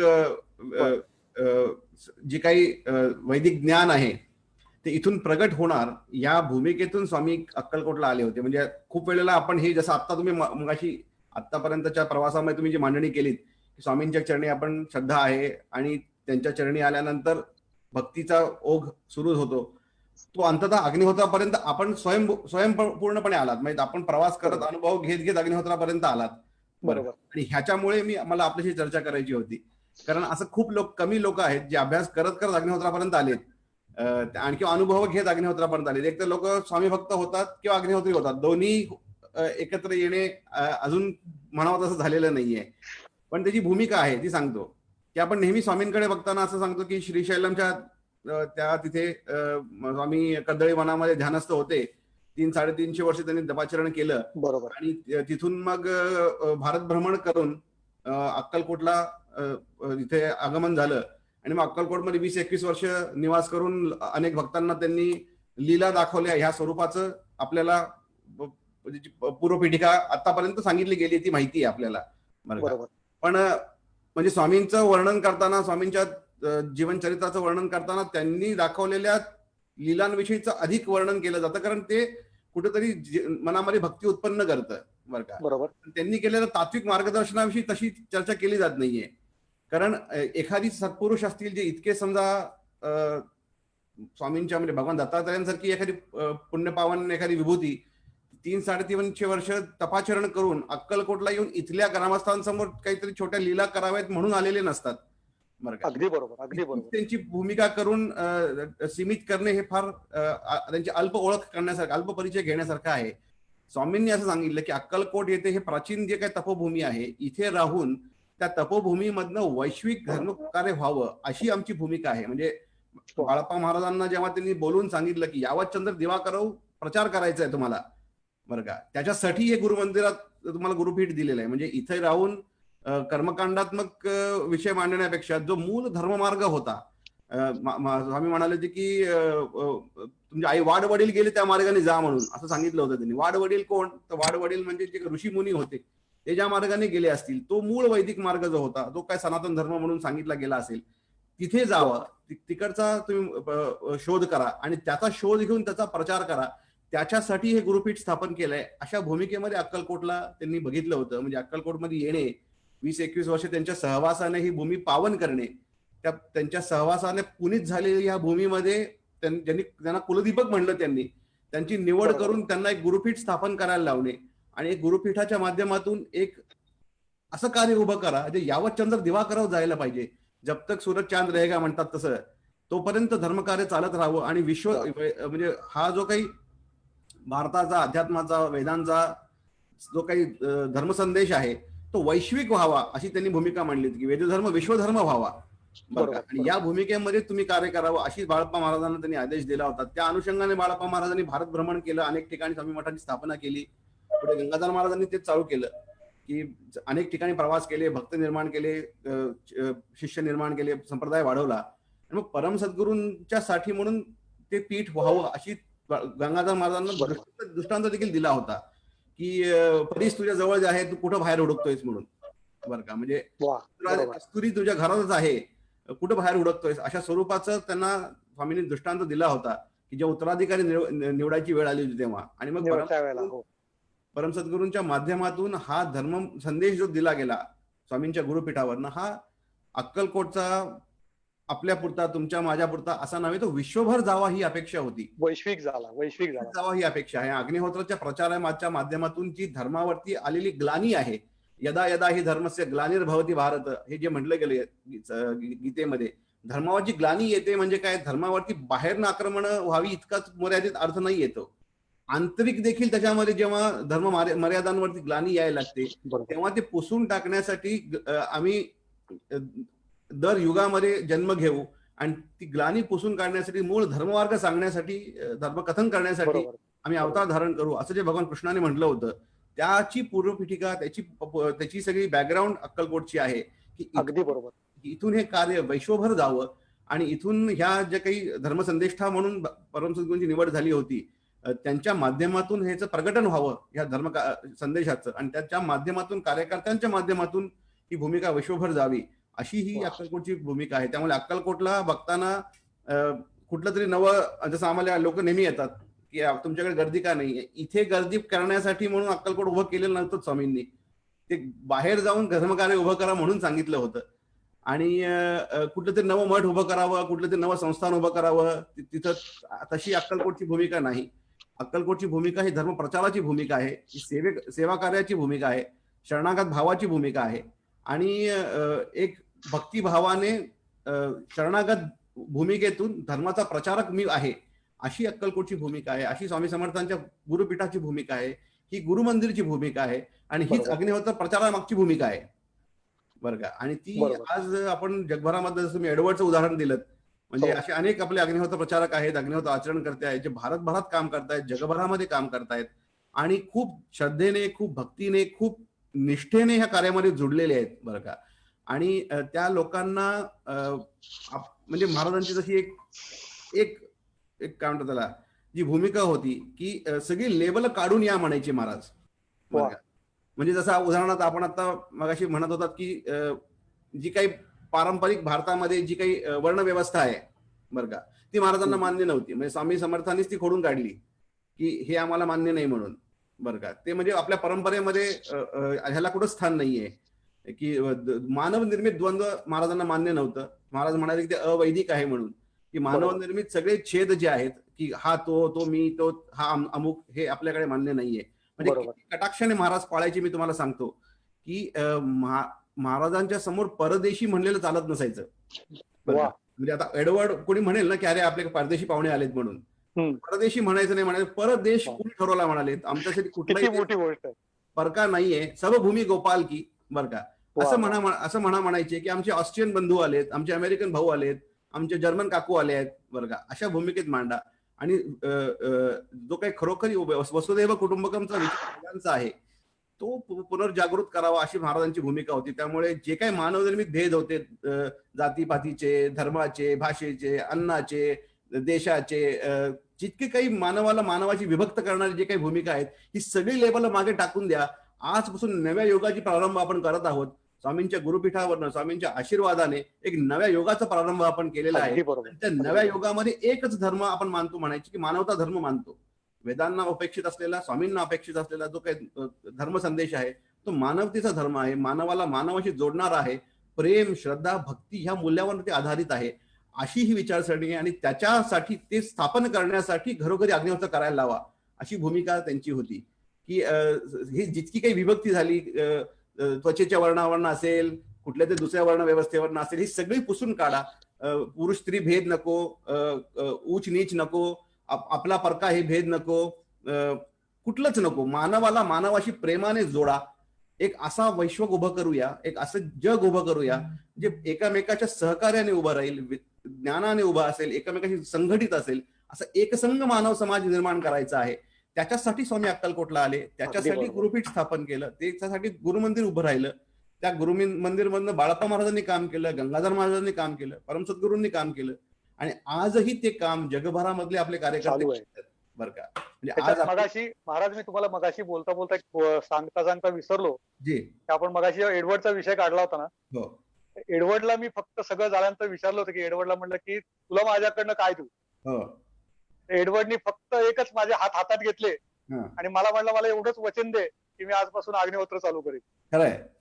म्हणजे मला तेव्हा असं वाटलं की जेव्हा आपल्या एक भारतीय लोकांचं एक साधारणपणे एक पिंड आहे, परदेशातल्या माणसाने आपल्याबद्दल इथे काही सांगितलं नाही की आपल्याला ग्रेट वाटतं.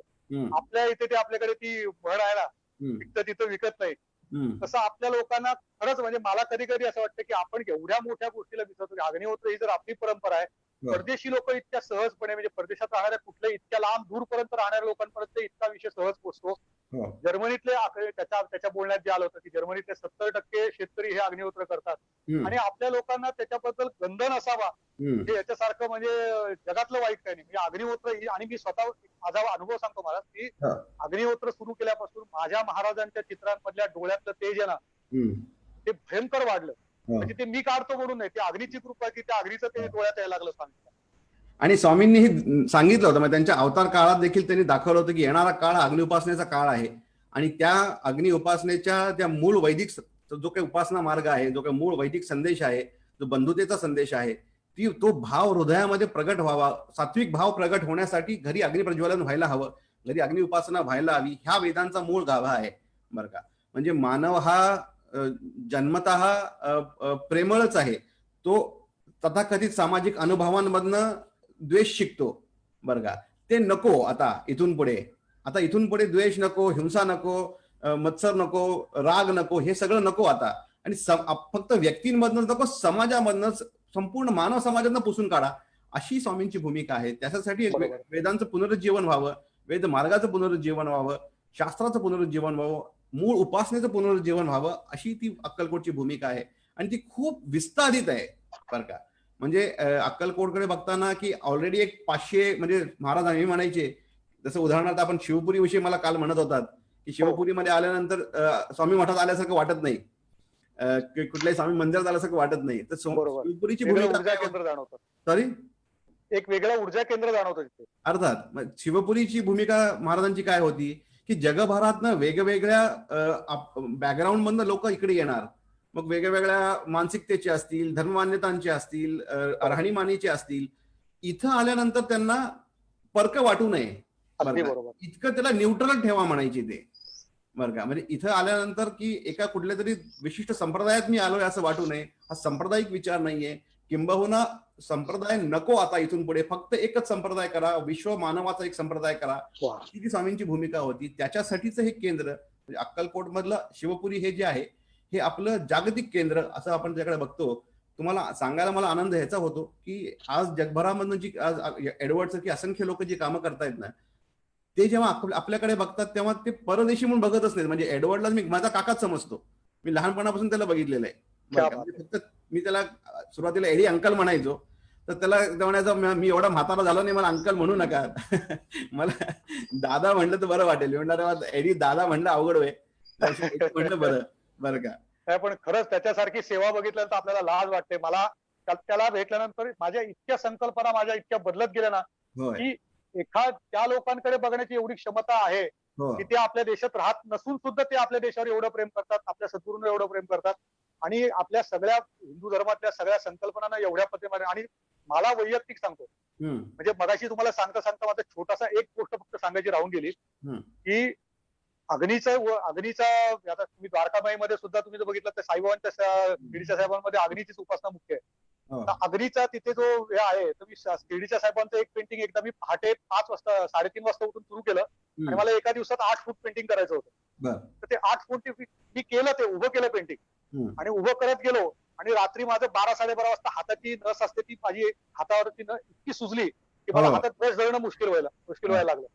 आणि त्याच्यानंतर मला चित्र हातच लावता येणार, चित्र बरचसं पूर्ण झालं होतं. तेव्हा रात्रीचे 12:30-1 वाजले होते. मी शेवटी ब्रश खाली ठेवला, पण त्याच्यानंतर मला 3 महिने हातात ब्रश घेता येत नव्हतं आणि इतका हात सुजला माझा की हाताची पूर्ण जी बोटं असतात इथे संपूर्ण माझी हाताची शीर माझी सुजली आणि मला काही काम करता येणार अंगठ्याची शीर सुजल्यामुळे. आणि त्या दरम्यान अग्निहोत्राचा अजून एक तुम्हाला माझा मुख्यतः अनुभव परवा बोलताना सुपेकर काकांचा सांगितला होता मी, तो तुम्हाला आता परत सांगतो. तर त्याच्यात फक्त एक अशी घटना त्याला घडली की अग्निहोत्राची किती ताकद आहे आणि काय त्या अग्नि संप्रदायाची माझ्यावर प्रेम आणि कृपा आहे गजानन महाराजांची मला माहिती नाही, पण तो अनुभव त्याला मुद्द्यावर मला सांगावं असं वाटतं आता की माझ्या हाताचं पूर्ण दुखणं इतकं वाढलं की मला हाताने मला काम करता येणार आणि ही हाताची संपूर्ण नस असते ती संपूर्ण माझी इथे सगळी या बाजूनी माझी संपूर्ण अशी हे झाली होती आणि काम करता येत नव्हतं. आणि इतका वेड्यासारखा मी इतके डॉक्टर उपाय सगळे प्रकार केले, काही फरक पडेना. आणि दरम्यानच्या काळात अग्निहोत्री जे दादाश्री आहेत मोहन जाधव, ते युएसए मध्ये असायचे त्यावेळेला, तर ते पुण्यामध्ये आले होते आणि मी त्यांचं एक पुण्यामध्ये अग्निहोत्राशी रिलेटेड एक लेक्चर होतं, ते मी त्याच्यासाठी गेलो आणि माझ्या हाताला बँडेज लावलेलं होतं. आणि मी दर्शनाला त्यांच्या गेल्यानंतर खाली वाकलो तर मला म्हणले काय रे कार्पल टनल सिंड्रोम झालाय का. तर मी म्हणलं हो महाराज, म्हणलं मला तर ते डॉक्टरनी तेच सांगितलं, हाताचं ऑपरेशन करायला सांगितलं. ते मला म्हणले ऑपरेशन वगैरे काही करू नको म्हणले. परम सद्गुरूंचं म्हणले मलबार हिलला मुंबईमध्ये एक ठाण आहे म्हणे, तिथे परशुराम स्थापित शिवलिंग आहे, त्याच्यावरती जाऊन रुद्र स्वाहाकार कर म्हणले, सगळं तुझं हाताचं दुःख निघून जाईल म्हणले. तर मी फक्त एक काहीतरी महाराजांच्या विषयीची श्रद्धा आणि तसं म्हणाल तर गजानन महाराजांविषयी मला त्याला फारसं काही माहिती नव्हतं आणि अजूनही काही खूप माहिती अशातला भाग नाही, पण त्याला तर काहीच हे पूर्ण पाठीपुरी होती. आणि गजानन महाराजांचं तिथे स्थान आहे कळलं तर मी त्या पूर्णतः इंगमेरे ज्या पुण्यात असतात त्या पण मोठ्या अग्निहोत्राच्या साधिका आहेत. तर त्यांना मी सांगितलं, ते म्हणले मी बरोबर येते तुझ्या. तर मी, माझी मिसेस, मुलगा आणि सुवर्णताई असे आम्ही तिकडे, आणि बार्शीच्या एक ताई आहेत त्या पण अग्निहोत्री आहेत. तर आम्ही 5 जण तिकडे मलबारीला गेलो आणि अग्निहोत्राचे तिथे आपला रुद्र स्वाहाकार झाला. रुद्र स्वाहाकार झाल्यानंतर तिथे आपल्या गजानन महाराजांची मूर्ती आहे. तर तिथे मी डोकं टेकवलं आणि आपलं काहीतरी आपण बोलतो तसं महाराजांच्या पुढे एक वेड्यासारखं त्यांच्यासमोर म्हणलं की महाराज तुमचं माझ्याकडे लक्ष असल्याची मला प्रचिती द्या. आता खरं असं म्हणण्याचं काही आपली कुठली योग्यता नाहीये, कारण आपण काही त्यांचं काही करत नाही, आपण त्यांना असं डायरेक्ट म्हणणं. तरी मी असं त्यांच्याशी बोललो आणि आश्चर्यकारक म्हणजे त्याच्यानंतर मला बरोबर 3 दिवसांनी मला लंडनवरनं सुपेकर काका म्हणून त्यांचा फोन आला. तर आवाजावरनं ते अतिशय वृद्ध आवाज वरनं कळलं की खूप वृद्ध व्यक्ती आहे. त्यांनी मला फोनवरनं विचारलं की तुमचा हात दुखतोय का. आता पहिली गोष्ट, फोन लंडनवरनं आलाय, अजून ते मला ओळखत पण नाहीयेत असं मला वाटतं. ते मला म्हणतं तुमचा हात दुखतोय का.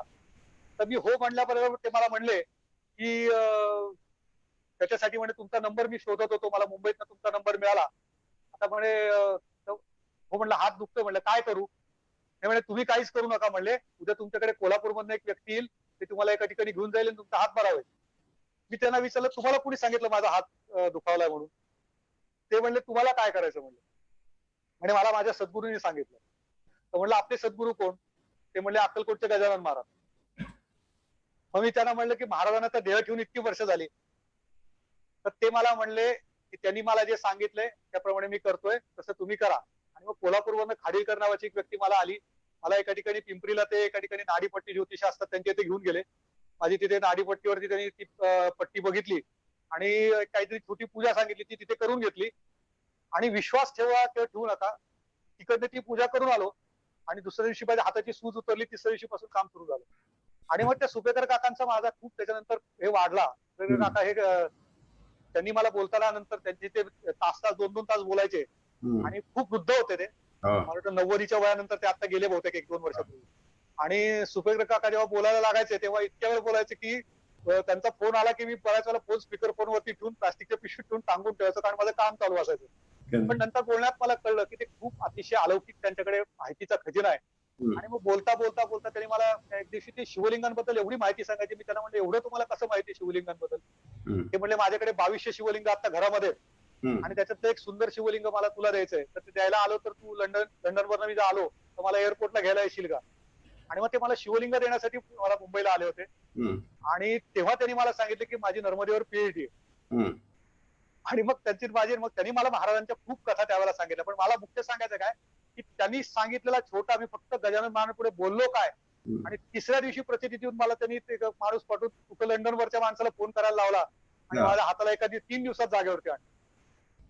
खूप ह्या सगळ्या अग्निहोत्राच्या परिवारात आल्यापासून आणि अग्निउपासना सुरू केल्यापासून ना, वैयक्तिक माझ्यामध्ये म्हणाल तर त्यातल्या चित्रामधला बदल हा अत्यंत वेगाने बदलला. आणि चित्रामध्ये महाराजांच्या डोळ्यामध्ये येणारं जे तेज आहे ना, ते केवळ अग्निहोत्रामुळे यायला लागलं. हे मी अगदी निश्चिंतपणे सांगतो तुम्हाला, निश्चितपणे सांगतो. आणि आपण म्हणलं तसं की ह्याच म्हणजे ज्या आपण ज्याचा आपल्याला खूप गर्वही आहे आणि असायलाही हवा, जी वैदिक परंपरा म्हणा, जी भारतीय परंपरा म्हणा, हिंदू परंपरा म्हणा, सनातन धर्म म्हणा, ही जी काही प्राचीन परंपरा आहे, जिने एक अत्युच्च एक उच्चांक गाठला होता बरं का. संस्कृतीचा उच्चांक गाठला होता, विज्ञानाचा उच्चांक गाठला होता, साम्राज्यांचा उच्चांक गाठला होता. ती जी परंपरा उभी राहिली ना, ती जी काही मानवी व्यवस्था, मी त्याला तुम्ही भारतीय आता म्हणू नका, मानवी म्हणा, कारण जगभरामध्ये अशी अलौकिक अशी ती व्यवस्था उभी करण्यात आली होती. त्याच्याच मध्ये भगवान रामांसारखे, भगवान कृष्णांसारखे दैदिप्यमान तेजस्वी विभूती जन्म घेतला. ती जी व्यवस्था उभी करण्यात आली होती, ती ज्या विचारावरती उभी राहिली, ज्या ऋषींच्या ज्या विचारावरती ती उभी करण्यात आली होती, तो जो वैदिक विचार होता त्याचा मूळ अग्निहोत्र आहे बरं का. म्हणजे आज जेव्हा आपण म्हणतो की आज जगभरामध्ये वळून बघितल्यानंतर आपल्याला असं वाटतं की किती भयानक परिस्थिती मानव समाजासमोर उभी आहे. म्हणजे कुठं तरी पॅन्डेमिक होत आहेत, कुठं वादळं येत आहेत, कुठं काहीतरी होतंय, क्लायमेट चेंज येतोय, युद्ध होत आहेत. म्हणजे एक ग्लानी आलेली आहे परत एकदा, ज्याच्याविषयी भगवान कृष्ण म्हणतात ग्लानिर्भवती भारत. जेव्हा विश्वभरामध्ये ग्लानी येते, अशा प्रकारे मुरड आल्यासारखं होतं मानव समाजाला की आता इथून पुढे निराशा आहे, कुठल्याही प्रकारचा इथून आशेचा किरण दिसत नाहीये. अशा असह्य परिस्थितीमध्ये आम्ही जन्म घेतो. आणि तेव्हा अक्कलकोट सारख्या, जसं तुम्ही म्हणाल ना, अक्कलकोट सारख्या खेडेगावातून छोट्याशा, आजही मी बसतो इथे, छोटस गाव आहे आमचं बरं का, तिथं पाण्याची विवंचना आहे, उष्णतेचा समजा प्रकोप आहे, अशा अशक्य ठिकाणून धर्मसंदेश दिला जातो, तो पुनश्च एक वार मानवी उच्चांक गाठेल. बरं का? खरंय. तो जो अगदी उच्चांक खरं. महाराज म्हणाले होते 5,000 वर्षापूर्वीचा भारत पुन्हा उभा राहील म्हणून. बरं का? आणि एक खरंय. विश्वगुरु भारत बनेल आणि जगभरामधनं आनंद, आरोग्य, अ, अ, कीर्ती, उत्कर्ष ह्याचं एक साम्राज्य उभं करायचं आहे. त्याच्यासाठी म्हणून हे काम आपण करतोय. म्हणजे अग्निहोत्राचा प्रचार काय आहे, की मानव समाजासमोर असलेली सगळी ग्लानी, सगळं हा जो काही मुरड आहे ना, ती एकदाची काढून टाका. अगदी आणि बरोबर. प्रत्येक घरामधनं आनंद नांदू दे, प्रत्येक घरामध्ये आरोग्य मिळू दे, प्रत्येक घराला एक परिपूर्णतेचा अनुभव घेऊ दे, प्रत्येक कुटुंबाला सुखी होऊ दे. ही जी स्वामींची भूमिका, ही परमसद्गुरूंची भूमिका पूर्ण करण्यासाठी अग्निहोत्राचा प्रचार चालू आहे. अगदी बरोबर. तो केवळ पुण्यापुरता, मुंबईपुरता, दिल्लीपुरता, भारतापुरता नव्हे, विश्वभरासाठी आहे. विश्वाभरासाठी आहे संपूर्ण. म्हणजे जसं आपण आता म्हणत होतो, की महाराज म्हणायचे, की कोणीतरी त्याला त्यांना परदेशी म्हणू नका. परदेशी म्हणू नका. का? कारण ते आमचं घर आहे म्हणायचे. ते देखील वा. आपलीच भूमी आहे. आज राजकीय कारणांमुळे तो वेगळा देश वाटतोय तुम्हाला, बरं का? पण राजकारण बदललं तर तो आपल्या देशात जर भाग तो आपला झाला तर काय करणार तुम्ही? त्याला परक म्हणणार का? बरं का? तर अशी ती काय भूमिका होती. जसं आपल्याकडे म्हणतात, की दुसऱ्या देशाचं कल्याण व्हावं अशी काही लोक संकल्पना करतात. महाराज म्हणे, की तुम्ही कोणी ठरवलं की तो दुसरा देश आहे म्हणून? आमच्यासाठी तर आमचाच देश आहे. तुमच्या आपसामध्ये वाद आहेत तर आम्ही काय करू म्हणून? बरोबर.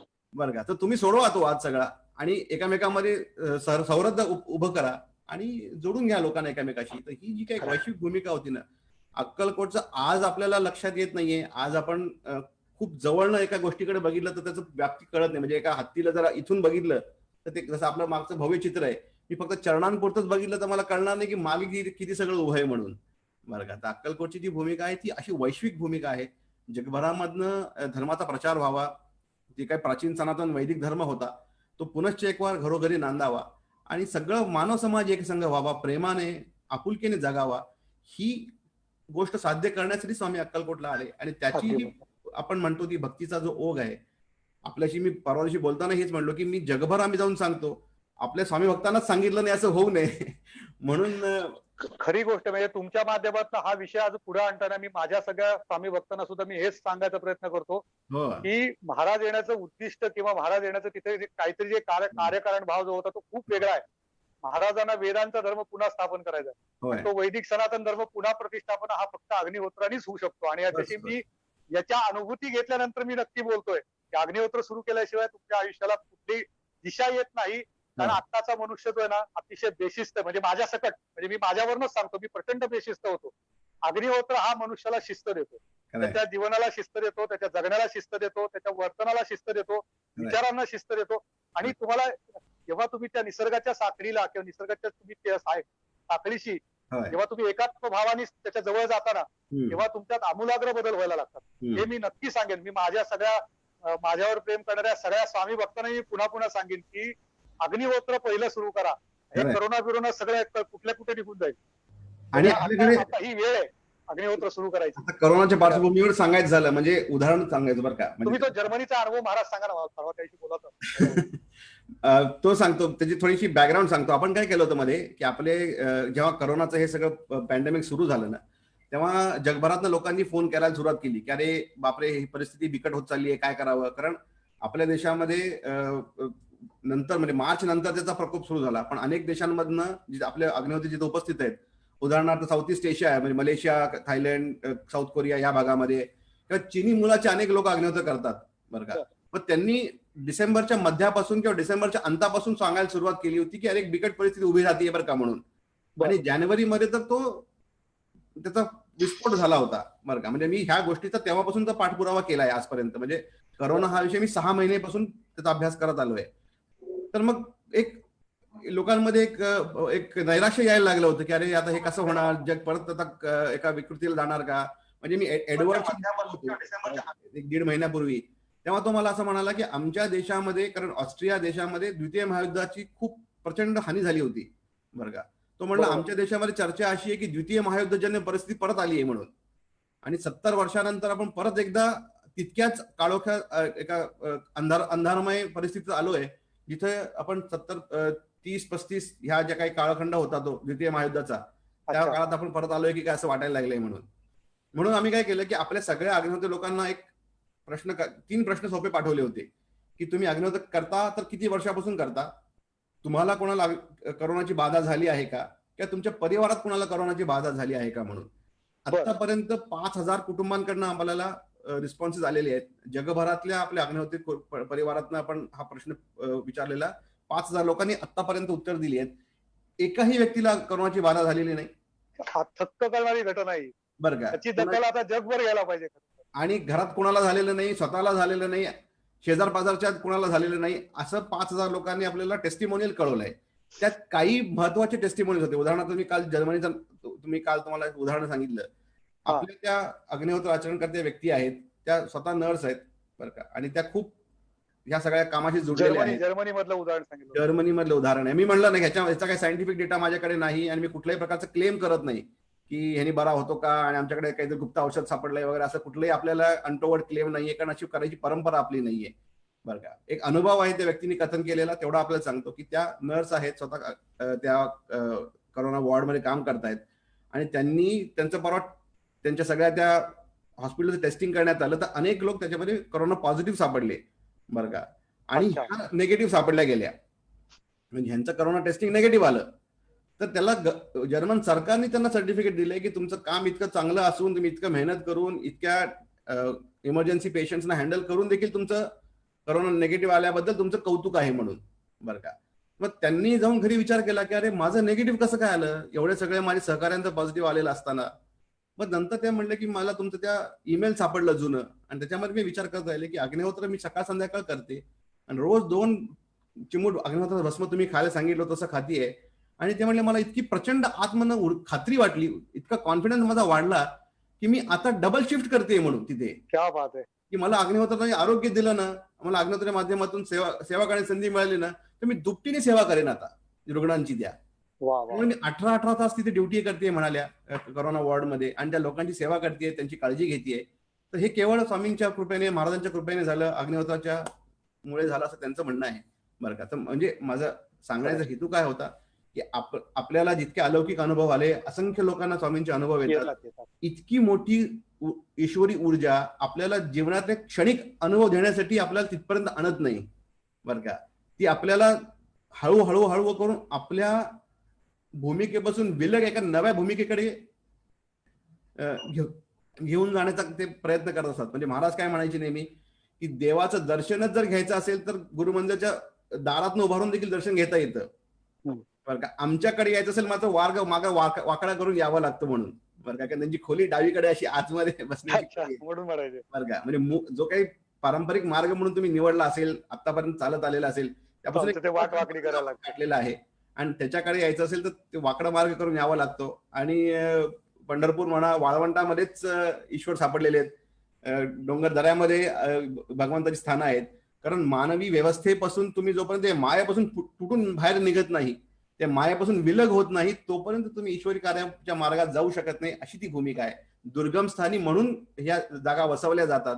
कारण जर मुंबईसारख्या सगळ्या सोयी असलेल्या ठिकाणी उभी केली असती तर तुम्ही मायामध्ये हरून गेला असता मुंबईच्या. खरंय. तुम्हाला त्या मायेपासून तुटावं लागतं, त्या मायेपासून म्हणून हे सगळे लांब आहेत. म्हणून अशा ठिकाणी यावं लागतं जिथं मानवाला कम्फर्टेबल काही सोय नाहीये. पण तो हाच अध्यात्माचा मार्ग आहे असं सांगण्याची ती एक परंपरा आहे. त्यामुळे अक्कलकोट सारख्या जागेची निवड केली जाते. आणि मी म्हणून आपलं त्याशी खूप कौतुक केलं होतं की आपण जाणते अजाणतेपणे स्वामींच्या कार्यामध्ये सहभागीच आहात 20 वर्षापासून. म्हणजे आपल्या लक्षातही आलं नसेल. अगदी नक्की की हाच धर्ममार्ग आपल्याला लोकांना सांगायचा आहे, स्वामींपर्यंत लोकांना आणायचा आहे, स्वामींपासून अग्निहोत्रापर्यंत लोकांना आणायचं आहे. ही जी काही आपण जाणते अजाणतेपणे करत आलात, आणि म्हणून मी आपलं खूप कौतुक केलं की स्वामींनी आपल्याला बोट धरून तिथपर्यंत आणलंय. अगदी नक्की. मी माझ्या काही भाषणामुळे आलेलं नाही आहेत, आमच्याकडे नाही, अगदी नक्की. महाराजांची पूर्ण त्याच्यावरती हे आहे, त्यांची सत्ता आहे पूर्ण. की स्वामींच्या आशीर्वादामुळे तुम्हाला तो धर्ममार्ग सापडला आहे, आणि असंच आपल्या माध्यमातून आता असंख्य लोकांपर्यंत घेऊन जावं, ह्याच्यासाठी ही आपल्याला दिलेली कला, ही संधी आहे असं एक वाटतं. की इतका प्रतिभा आपल्याला दिली, इतकं आपल्याकडं एक कलेचा एक आपल्याकडे ठेवा दिलाय, तो त्या ठेवेच्या माध्यमातून आपण जगभरामध्ये स्वामींचा भक्ती प्रसार करा, आणि त्या भक्तीच्या माध्यमातून धर्माचा, अग्निहोत्राचा प्रचार करा, अशी कुठेतरी भूमिका असावी स्वामींची असं वाटतं.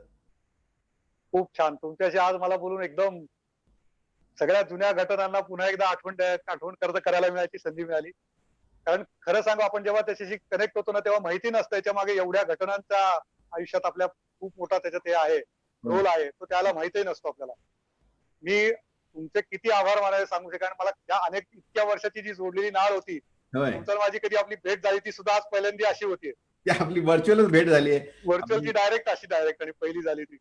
आपली मला कधी हे व्यक्तिगत भेट झाली नाही. हे पण सगळ्या महाराजांच्या योजना आहेत सगळ्या. आणि अर्थात, अर्थात. आणि मी माझ्या सगळ्या स्वामी भक्तांना सुद्धा मी पर्सनल लेवलला जे माझ्याशी कनेक्ट होतात त्या सगळ्यांना मी सांगायचा प्रयत्न करतो हो, की अग्निहोत्र ह्याला पर्याय नाही. अग्निहोत्र पहिलं सुरू केलं पाहिजे, हो. कारण ते महाराजांना प्रिय आहे. होय. जर तुम्ही स्वामी मानत असाल तर स्वामींना पहिलं प्रिय अग्निहोत्र आहे. आणि अग्निहोत्र जो करतो त्याच्याबरोबर महाराज 24 तास त्याच्या बाजूला उभे असतात. आणि आणि ह्याची ते प्रचिती खूप वेळेला येते. आणि ते त्यांनी त्यांच्या जीवनकालात दाखवलं होतं. म्हणजे लोक म्हणतात की स्वामींच्या चरित्रामध्ये अग्निहोत्राचा उल्लेख कुठं नाही. तर तो आहे आहे इथे केला होता अक्कलकोटला त्यांनी. तिथे शिवपुरीच्याकडे बोट टाकून त्यांनी हो, नाही शिवशंकर इथे नमामि शंकर शिवमंदिरामध्ये शिवशंकर. इथे एका शिवमंदिरामध्ये त्यांनी शिवलिंगावर यज्ञ केला होता. हो. बरं का. आणि तो त्यांच्या चरित्रामधला भाग आहे. आणि त्यांनी दाखवलं होतं की येणारा काळ हा अग्निउपासनेचा काळ आहे. कारण ते म्हणायचे जसं की वाडवडील गेले त्या मार्गाने का ऋषी मुनींनी जी काही संकल्पना मांडली होती पहिल्यांदा एका अध्यात्माची, मानव समाजाची, व्यवस्थेची, ती परिपूर्ण होती बरं का. आणि ती पुनरेकदा जागृत व्हावी, त्याचा पुनर्प्रचार व्हावा, ह्याच्यासाठी आम्ही आलो आहोत असं अनेक वेळा त्यांनी जीवनामध्ये आपलं दाखवलेलं आहे. त्याचं अनेक वेळा दर्शन दिलेलं आहे. आणि ते हा म्हणजे ते फक्त आपण मला वाटतं त्या भूमिकेतून कधी सांगितलं गेलं नसावं स्वामींविषयीचं. पण कारण महाराजांच्या नंतर काय झालं की अग्निहोत्र प्रचाराला खूप महत्व होतं बरं का. म्हणजे त्यांनी म्हणजे जसं आपण आता म्हणालात की एडवर्डनी ती भूमिका का सांगितली की मला काय द्यायचं झालं तर अग्निहोत्र करा म्हणून, कारण ते आमच्या आदर्श प्रचारकचा भाग आहे. आदर्श प्रचारक म्हणून नियमावली जी महाराजांनी घालून दिली आहे अग्निहोत्र प्रचारकाची, ती अशी आहे की कुणाच्या जर तुम्ही घरी गेला असाल तर त्याच्याकडनं काही घेऊ नका. देता चालत तर त्याला अग्निहोत्र देऊन या म्हणून. बरं वा वा वा वा. ती आपली परंपरा आहे. त्यामुळे परमसद्गुरूंच्या नंतर म्हणजे त्यांच्या अवतार समाप्तीनंतर अग्निहोत्र प्रचाराला इतकं अनन्यसाधारण महत्व आलं की हा मागचा सगळा बॅकग्राऊंड सांगायचं राहून गेलं. अग्निहोत्रावरती रिसर्चेस, अग्निहोत्रावरती वेगवेगळे प्रोजेक्ट, त्याचे वेगळे केंद्र उभं करणे, प्रचारक उभं करणे, ह्याच्यामध्ये इतका वेळ गेला की बहुतेक हे सांगायची संधी कधी मिळाली नसावी. त्यामुळे राहून गेलं आमच्याकडनं. पण आज आपल्या माध्यमातून सगळ्या लोकांपर्यंत हे पोहोचवतोय आपण की अग्निहोत्र प्रचार, धर्मप्रचार, सनातन वैदिक विचारांचा प्रचार हेच अक्कलकोटचं मूळ आहे. ह्याच्यासाठीच स्वामी अक्कलकोटला आले, ह्याच्यासाठीच गुरुपीठ स्थापन केलं. नवं कुठलं तरी तीर्थक्षेत्र उभं करावं म्हणून अक्कलकोटला आलेले नाहीत. किंबहुना अशा प्रकारच्या विचारांपासून स्वामी विलग होते. ते खूप लांब राहायचे अशा प्रकारच्या विचारांपासून. त्यांनी कधीही स्वतःकडे लक्ष वेधण्यापेक्षा विचारांकडे लक्ष वेधा हे सांगत राहिले. आणि द्वंद्व मानू नका, भेद मानू नका, कुठलेही विभक्ती मानू नका.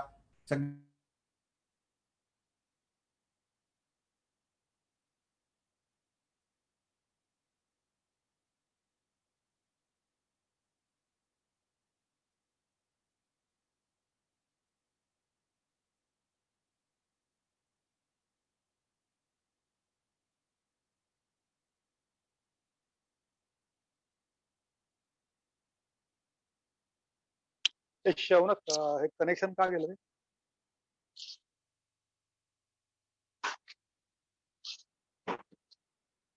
आता बोलता बोलता एकदम त्यांच्याकडनं गेलेलं दिसतं बहुते.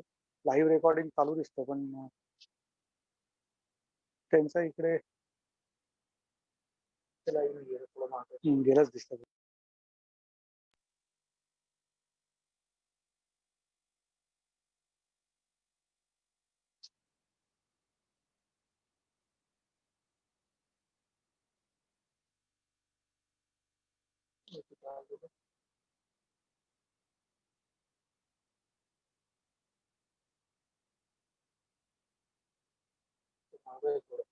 थोडं मागं असेल ना.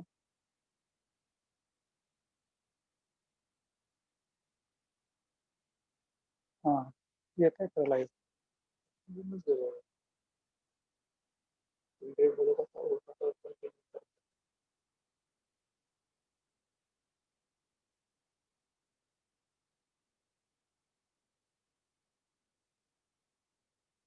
कनेक्शन गेलं दिसतं.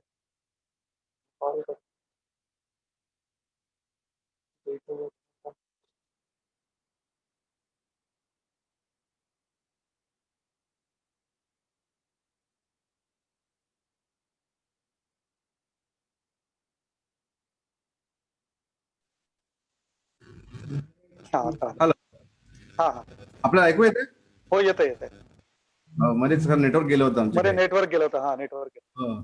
तर तेच विषय आपण मांडत राहू. माझं तेच म्हणणं आहे की आज आपण आपली या कार्याची सुरुवात समजूया. आणि एक आपण जसं काल बोललो तसं विनंती की आपण एक स्वामींचं काही चित्रण करून दाखवू शकलात लोकांना तर आनंद होईल. हो दाखवतो की स्केच करा.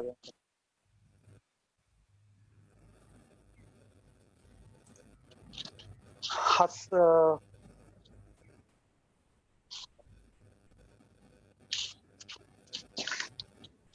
हाच मोबाईल कॅमेरा म्हटलं वर्ण फक्त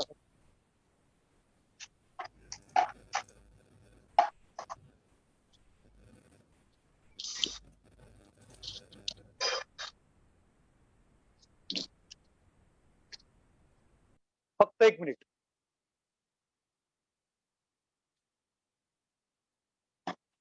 प्ले कर. श्री स्वामी समर्थ जय जय स्वामी समर्थ. सद्गुरु स्वामी समर्थ जय जय स्वामी समर्थ. महाराष्ट्री स्वामी समर्थ जय जय स्वामी समर्थ. सद्गुरु स्वामी समर्थ जय जय स्वामी समर्थ. महाराष्ट्री स्वामी समर्थ जय जय स्वामी समर्थ.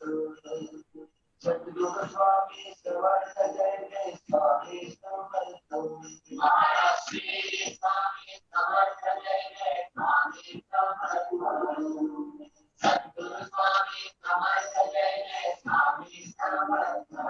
महाराष्ट्री स्वामी समर्थ जय जय स्वामी समर्थ. सद्गुरु स्वामी समर्थ जय जय स्वामी समर्थ. महाराष्ट्री स्वामी समर्थ जय जय स्वामी समर्थ. सद्गुरु स्वामी समर्थ जय जय स्वामी समर्थ. महाराष्ट्री स्वामी समर्थ जय जय स्वामी समर्थ. सद्गुरु स्वामी समर्थ जय जय स्वामी समर्थ. महाराष्ट्री स्वामी समर्थ जय जय स्वामी समर्थ. सद्गुरु स्वामी समर्थ जय जय स्वामी समर्थ. महाराष्ट्री स्वामी समर्थ जय जय स्वामी समर्थ. सद्गुरु स्वामी समर्थ जय जय स्वामी समर्थ. महाराष्ट्री स्वामी समर्थ जय जय स्वामी समर्थ. सद्गुरु स्वामी समर्थ जय जय स्वामी समर्थ. महाराष्ट्री स्वामी समर्थ जय जय स्वामी समर्थ. सद्गुरु स्वामी समर्थ जय जय स्वामी समर्थ. महाराष्ट्री स्वामी समर्थ जय जय स्वामी समर्थ. सद्गुरु स्वामी समर्थ जय जय स्वामी समर्थ. महाराष्ट्री स्वामी समर्थ जय जय स्वामी समर्थ. सद्गुरु स्वामी समर्थ जय जय स्वामी समर्थ. महाराष्ट्री स्वामी समर्थ जय जय स्वामी समर्थ. सद्गुरु स्वामी समर्थ जय जय स्वामी समर्थ. महाराष्ट्री स्वामी समर्थ जय जय स्वामी समर्थ. सद्गुरु स्वामी समर्थ जय जय स्वामी समर्थ. महाराष्ट्री स्वामी समर्थ जय जय स्वामी समर्थ. सद्गुरु स्वामी समर्थ जय जय स्वामी समर्थ. महाराष्ट्री स्वामी समर्थ जय जय स्वामी समर्थ. सद्गुरु स्वामी समर्थ जय जय स्वामी समर्थ. महाराष्ट्री स्वामी समर्थ जय जय स्वामी समर्थ. सद्गुरु स्वामी समर्थ जय जय स्वामी समर्थ. महाराष्ट्री स्वामी समर्थ जय जय स्वामी समर्थ. सद्गुरु स्वामी समर्थ जय जय स्वामी समर्थ. महाराष्ट्री स्वामी समर्थ जय जय स्वामी समर्थ. सद्गुरु स्वामी समर्थ जय जय स्वामी समर्थ. महाराष्ट्री स्वामी समर्थ जय जय स्वामी समर्थ. सद्गुरु स्वामी समर्थ जय जय स्वामी समर्थ.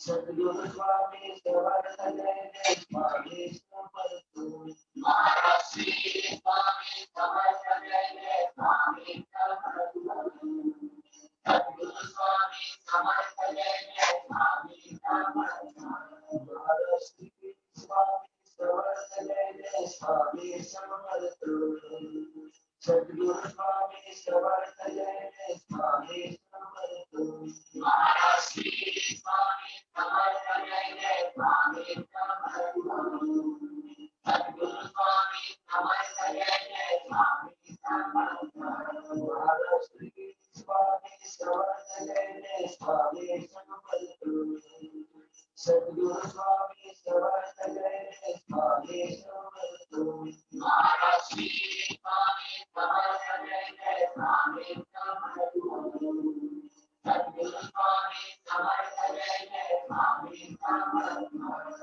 महाराज श्री स्वामी समर्थ जय स्वामी समर्थ सद्गुरु स्वामी समर्थ जय स्वामी समर्थ महाराज श्री स्वामी समर्थ जय स्वामी समर्थ सद्गुरु स्वामी समर्थ जय स्वामी समर्थ महाराज श्री स्वामी समर्थ जय स्वामी समर्थ सद्गुरु स्वामी समर्थ जय स्वामी समर्थ महाराज श्री स्वामी समर्थ जय स्वामी समर्थ सद्गुरु स्वामी समर्थ जय स्वामी समर्थ महाराज श्री स्वामी समर्थ जय स्वामी समर्थ सद्गुरु स्वामी समर्थ जय स्वामी समर्थ महाराज श्री स्वामी समर्थ जय स्वामी समर्थ सद्गुरु स्वामी समर्थ जय स्वामी समर्थ महाराज श्री स्वामी समर्थ जय स्वामी समर्थ सद्गुरु स्वामी समर्थ जय स्वामी समर्थ महाराज श्री स्वामी समर्थ जय स्वामी समर्थ सद्गुरु स्वामी समर्थ जय स्वामी समर्थ महाराज श्री स्वामी समर्थ जय स्वामी समर्थ सद्गुरु स्वामी समर्थ जय स्वामी समर्थ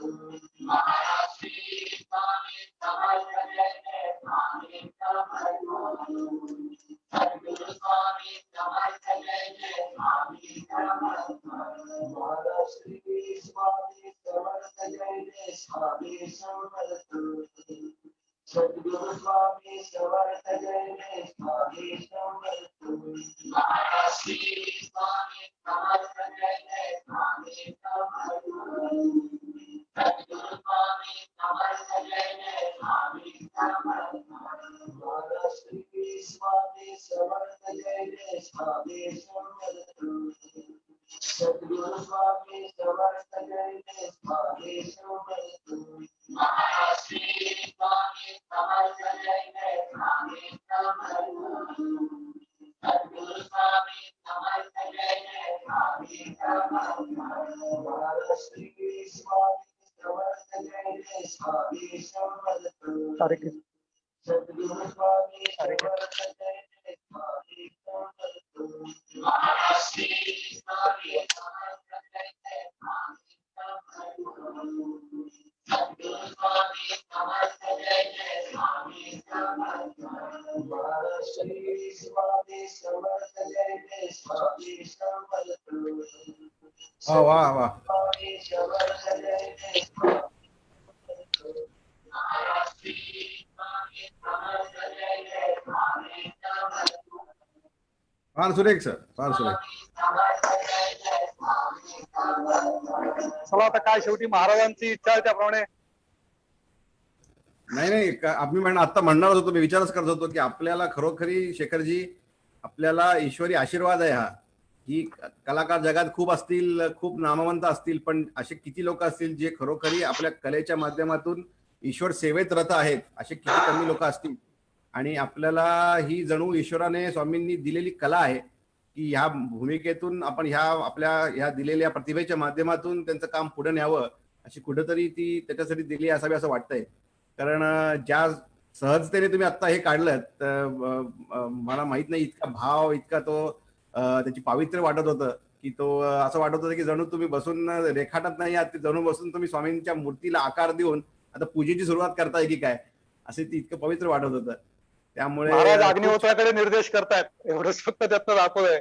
हो, आणि ती त्यांची इच्छा आहे, त्यांनी त्याच्यासाठी म्हणून ही स्थापना ह्या जागेची निवड केली की इथून हे आपण जसं आता म्हणालात की आपण जसं आता ह्या इतक्या सहजपणे दाखवून दिलं की आज इथपर्यंत तो संदेश आला 75 वर्षामध्ये, आज तो विषय इतका सहज झाला की जगभरामध्ये अग्निहोत्र म्हणजे काय माहीत झालं. आपल्या कार्यकर्त्यांनी म्हणा, आपल्या स्वामींच्या महाराजांच्या कृपेने जगभरात जे आज काम करतायत, तुम्हाला आश्चर्य वाटेल शेखरजी की अशा अशा देशामध्ये, कझाकस्तान सारख्या देशामध्ये लोक अग्निहोत्राचा प्रचार करतायत. मला खरंय. 5 मिनिटं गुगल मॅप वरती द्यावे लागले कझाकस्तान नक्की कुठे आहे बघण्यासाठी, की कुठल्या कुठल्या भागात ते येतं, काय त्यांची बॅकग्राऊंड आहे. अच्छा. पण अक्कलकोट पासून सुरू झालेलं हे काम किती आपलं, म्हणजे तसं बघितलं तर खूप छोटं, भारतात तसा भारत बघितलं तर तसा अविकसित देश, त्यात अक्कलकोट सारखं छोटे खेडेगाव, त्यातही तुम्ही म्हटलं तसं 1800च्या काळात स्वामी आले, 20th सेंचुरीमध्ये महाराजांनी हा संदेश दिला. आज हे तंत्रज्ञान माझ्याकडे उपलब्ध आहे की मी आपल्याशी बोलू शकतो अक्कलकोटमध्ये बसून, आणि आज जगभरात जाऊ शकतो विषय. याचा मी सगळ्याचा मागोवा घेताना बघताना हेच बघतो की ईश्वरी कार्य स्वामी रूपाने ईश्वराने इथं अवतार धारण केला, इथे एक पुण्यभूमी उभी केली, त्या पुण्यभूमीमध्ये एक वैश्विक जावं असं एक धर्मपीठ उभं केलं, एक पुण्यात्मा त्याच्यात जन्म घेतात, एक पूर्णावतार जन्म घेतात, आणि त्या पूर्णावताराच्या मुखातून विश्व कल्याणाचा हा संदेश दिला जातो. आणि आज आपल्यासारख्या साध्या माणसाला तो पुढे नेण्याची संधी मिळते. खरंय, नाहीतर खरंय. आपण जीवनात काय केलं असतं, कुठेतरी अगदी डॉक्टर खरं. म्हणून बसून राहिलो असतो, माझ्याकडनं काय काम झालं असतं गॉड नोज. पण आज ह्या सगळ्या विभूतींची कृपा आहे, या गुरु परंपरेची कृपा आहे की आम्ही खरंच. अक्कलकोट सारख्या पुण्यभूमीत राहू शकतो, अगदी खरं. सकाळ संध्याकाळ अनुभव घेऊ शकतो, आणि जगभरामध्ये प्रचार करू शकतो. आणि आपण म्हणजे ती आपली कुवत आहे की नाही मला हेही माहित नाही, पण धर्मप्रचारक म्हणून घेऊ शकतो स्वतःला आपण. तर खरोखर ईश्वरी कृपा आहे, गुरूंची कृपा आहे. सद्गुरूंच्या कृपेमुळेच हे सगळं साध्य होते. आणि ज्या पद्धतीने तुम्ही रेखाटन केलं जाता, खरोखरी मी म्हणलं ना की जणू स्वामी आपल्या हाताने स्वतःलाच रेखांकित करत होते असं वाटत होतं. कारण महाराजांनी एकदा असं सांगितलं होतं, आपले काही प्रचारक प्रचारासाठी बाहेर पडत होते, ते म्हणाले की आमच्याकडे सांगायची कला आहे की नाही मला माहित नाही, मी काय तत्ववेत्ता नाही, मी काही धर्म अभ्यासक नाही, मला वेद म्हणजे काय मी काळा का गोरा पाहिलेला नाही, आणि तुम्ही म्हणताय की जाऊन धर्मप्रचार करा, म्हणून कसं शक्य होणार आहे. ते म्हणाले की तुम्ही फक्त डोळे मिटून बोलायला लागा, होठ तुमची असतील वाणी आमची असेल लक्षात ठेवा. वा वा तर वा. तुम्ही त्याची काळजी करू नका, वाणी आमची असेल, पूर्वनियोजित कार्य आहे, तुम्ही काळजी करू नका, फक्त कार्यात रममान राहा. तर त्याची आत्ता अनुभव मला असा आला की तुम्ही हात तुमचा असेल, पेन्सिल तुमची असेल, पण आतली कला स्वामींची होती. ती जी काही ती पेन्सिल ते कागदावरती उमटत होतं. तर खूपच छान, म्हणजे काय आता माझ्या काही शब्द नाही आहेत काय त्याचं वर्णन करावं. आणि तुमची श्रद्धा आहे, तुमची भक्ती आहे, मी खूप वर्ष ऐकून होतो आपल्याविषयी, पण कधी बोलता आलं नव्हतं तुमच्याशी. पण आज स्वामी कृपे ही संधी मिळाली, आणि मला पुढे काय बोलावं कळत नाहीये. मी तुमच्या एवढ्या मोठ्या दिलेल्या संधीचा खूप मनापासून आभार मानतो. माझ्या सर्व स्वामी भक्तांना अतिशय मनापासून सांगतो की स्वामींना अत्यंत प्रिय अग्निहोत्र आहे, आणि सगळ्यांनी अग्निहोत्र सुरू करा. आत्ताच्या काळाची अत्यंत मोठी गरज काय असेल तर पहिली गरज अग्निहोत्र आहे. आणि ज्या घरात अग्निहोत्र आहे तिथे त्या घराला कुठल्याही प्रकारचा विषाणू तुम्हाला स्पर्श पण करू शकत नाही. सगळ्या तमाम स्वामी भक्तांना, माझ्यावर प्रेम करणाऱ्या सगळ्या माझ्या मित्र परिवाराला, सगळ्या स्वामी भक्तांना, सर्व प्रकारच्या सद्गुरु तत्वाला मानणाऱ्या सगळ्यांना, अग्निहोत्र करणाऱ्यांना आणि न करणाऱ्यांना, सगळ्यांना मी मनापासून माझे धन्यवाद देतो. आणि पुन्हा एकदा प्रार्थना करतो की सर्वांनी अग्निहोत्र मनापासून करा. आत्ताच्या काळाची एकमेव गरज अग्निहोत्र आहे. आणि गुरुमंदिर हे आपल्या अक्कलकोटचं गुरुमंदिर, कित्येक आता स्वामी परिवारातल्या मुलाखत बघणाऱ्या लोकांना, जी लोक अक्कलकोटात येतात, बऱ्याच लोकांना अक्कलकोट मधलं वटवृक्ष मंदिर माहितीये, समाधी मठ माहितीये, पण अक्कलकोटामध्ये गुरुमंदिर या दोनच्या बरोबर मध्यभागी आहे. आणि खूप लोक अजूनही अक्कलकोटात माझ्याकडे स्वामी परिवारातले येतात. त्यांना जर मी कधी विचारलं गुरुमंदिर माहितीये का, ते म्हणतात आम्ही तुमच्याकडनंच पहिल्यांदा ऐकतोय. तर मी त्या सगळ्या स्वामी परिवारातल्या सगळ्यांना सांगेन, अक्कलकोटात गेलात तर गुरुमंदिर कुठे त्याचा शोध घ्या. कारण गुरुमंदिर हे महाराजांचं मूळ पीठ तिथे पण आहे. स्वामी महाराज अक्कलकोटात सगळीकडे सगळ्या ठिकाणी सर्वव्याप्त स्थितीमध्ये आहेत. असं काहीच नाही की फक्त वटवृक्षापाशी आहेत, फक्त समाधी मठात आहेत, फक्त तुमच्या गुरु मंदिरात आहेत, फक्त शिवपुरीत, असं नाही. संपूर्ण अक्कलकोट ही महाराजांची भूमी आहे. पण गुरु मंदिर हे विशेष स्थान आहे. परशुरामांनी जिथे प्रत्यक्ष दर्शन देऊन वेदांचं पुनरुत्थान करून घेईन म्हणून महाराजांकडनं परमसद्गुरूंकडनं प्रतिज्ञा करून घेतली. आणि परमसद्गुरू हे कल्कीचे अवतार मानावेत किंवा मानले जातात. आणि मी त्या श्रद्धेनेच महाराजांना मानतो. म्हणून मी आत्ताच्या चित्रामध्ये सुद्धा महाराजांच्या खांद्यावरती दशावतार दाखवतोय, पण 9 अवतार खांद्यावर दाखवतोय, 10वा अवतार बाहेर गजानन महाराजांच्याकडे निर्देश करतोय. तर ही सुद्धा एक कल्की अवतारातलं जे विश्वातलं जे कळकणं जे आहे, तो दूर करणारा कल्की अवतार कोण आहे, तर तो हा आहे. आणि ते कळकणं दूर करायचे ते अग्नीच्या माध्यमातून. अग्नी हे त्याचं शस्त्र आहे. आपल्याला सगळ्यांनाच अग्निहोत्र करण्याची मनापासून सगळ्यांना मी पुन्हा एकदा सांगतो की सगळ्यांनी अग्निहोत्र अतिशय मनापासून सुरू करा. महाराजांना ते अत्यंत प्रिय आहे आणि स्वामी महाराजांना प्रिय आहे, म्हणून ते आपण सर्वांनी केलंच पाहिजे. एवढं सांगून मी आता इथे थांबतो. नमस्कार. फार छान शेखरजी. आणि हे जेव्हा कधी संपेल सगळं काय लॉकडाऊन काय जे असेल ते, तेव्हा अक्कलकोटला आपण याल नक्की. आणि हे चित्र आपण जेव्हा गुरु मंदिरात लावूया तेव्हा अशा ठिकाणी लावूया की या चित्राच्या माध्यमातूनच प्रचार पूर्ण झाला पाहिजे. मग आम्हाला कोणाला सांगायची गरज नाही पडली पाहिजे. एवढी मोठी संधी दिल्याबद्दल मी तुमचा खूप थोडी आयुष्यभरासाठी महाराजांचा राहील. नक्की. चला, ही आपले महाराजांनी फार संधी दिली आहे आणि मी असं समजतो की लॉकडाऊनचा मला सदुपयोग त्या काळासाठी करायला दिलाय. त्याच्यासारखा दुसरा अजून होय. यासारखी परभणी नाही. आता ही सगळी कमर्शियल कामं बाजूला ठेवून सगळं काम थांबवलंय. मी म्हटलं फक्त आता सध्या गुरु मंदिराचं एक चित्र, बाकी काही करायचं नाही. माझ्यासाठी खूप फार मोठी छान. सेवा आहे. मी अतिशय मनापासून करण्याचा प्रयत्न करतोय. कारण एक चित्राच्या जर समजा कुणी जर त्याच्यातनं स्फूर्ती घेऊन जर अग्निहोत्र केलं तर मला माझं सगळं मानधन मिळालं चित्राचं. फार छान, फार छान. तर खूप आपण आभारी सगळं माहिती सांगितल्याबद्दल, सगळं एवढं आपली कलेचं दर्शन दिल्याबद्दल, आम्हाला स्वामींचं दर्शन दिल्याबद्दल धन्यवाद. आणि परत बोलत खूप राहू, आभार. परत भेटत राहू, काम करत राहू. हा, नमस्कार. चला, श्री स्वामी समर्थ.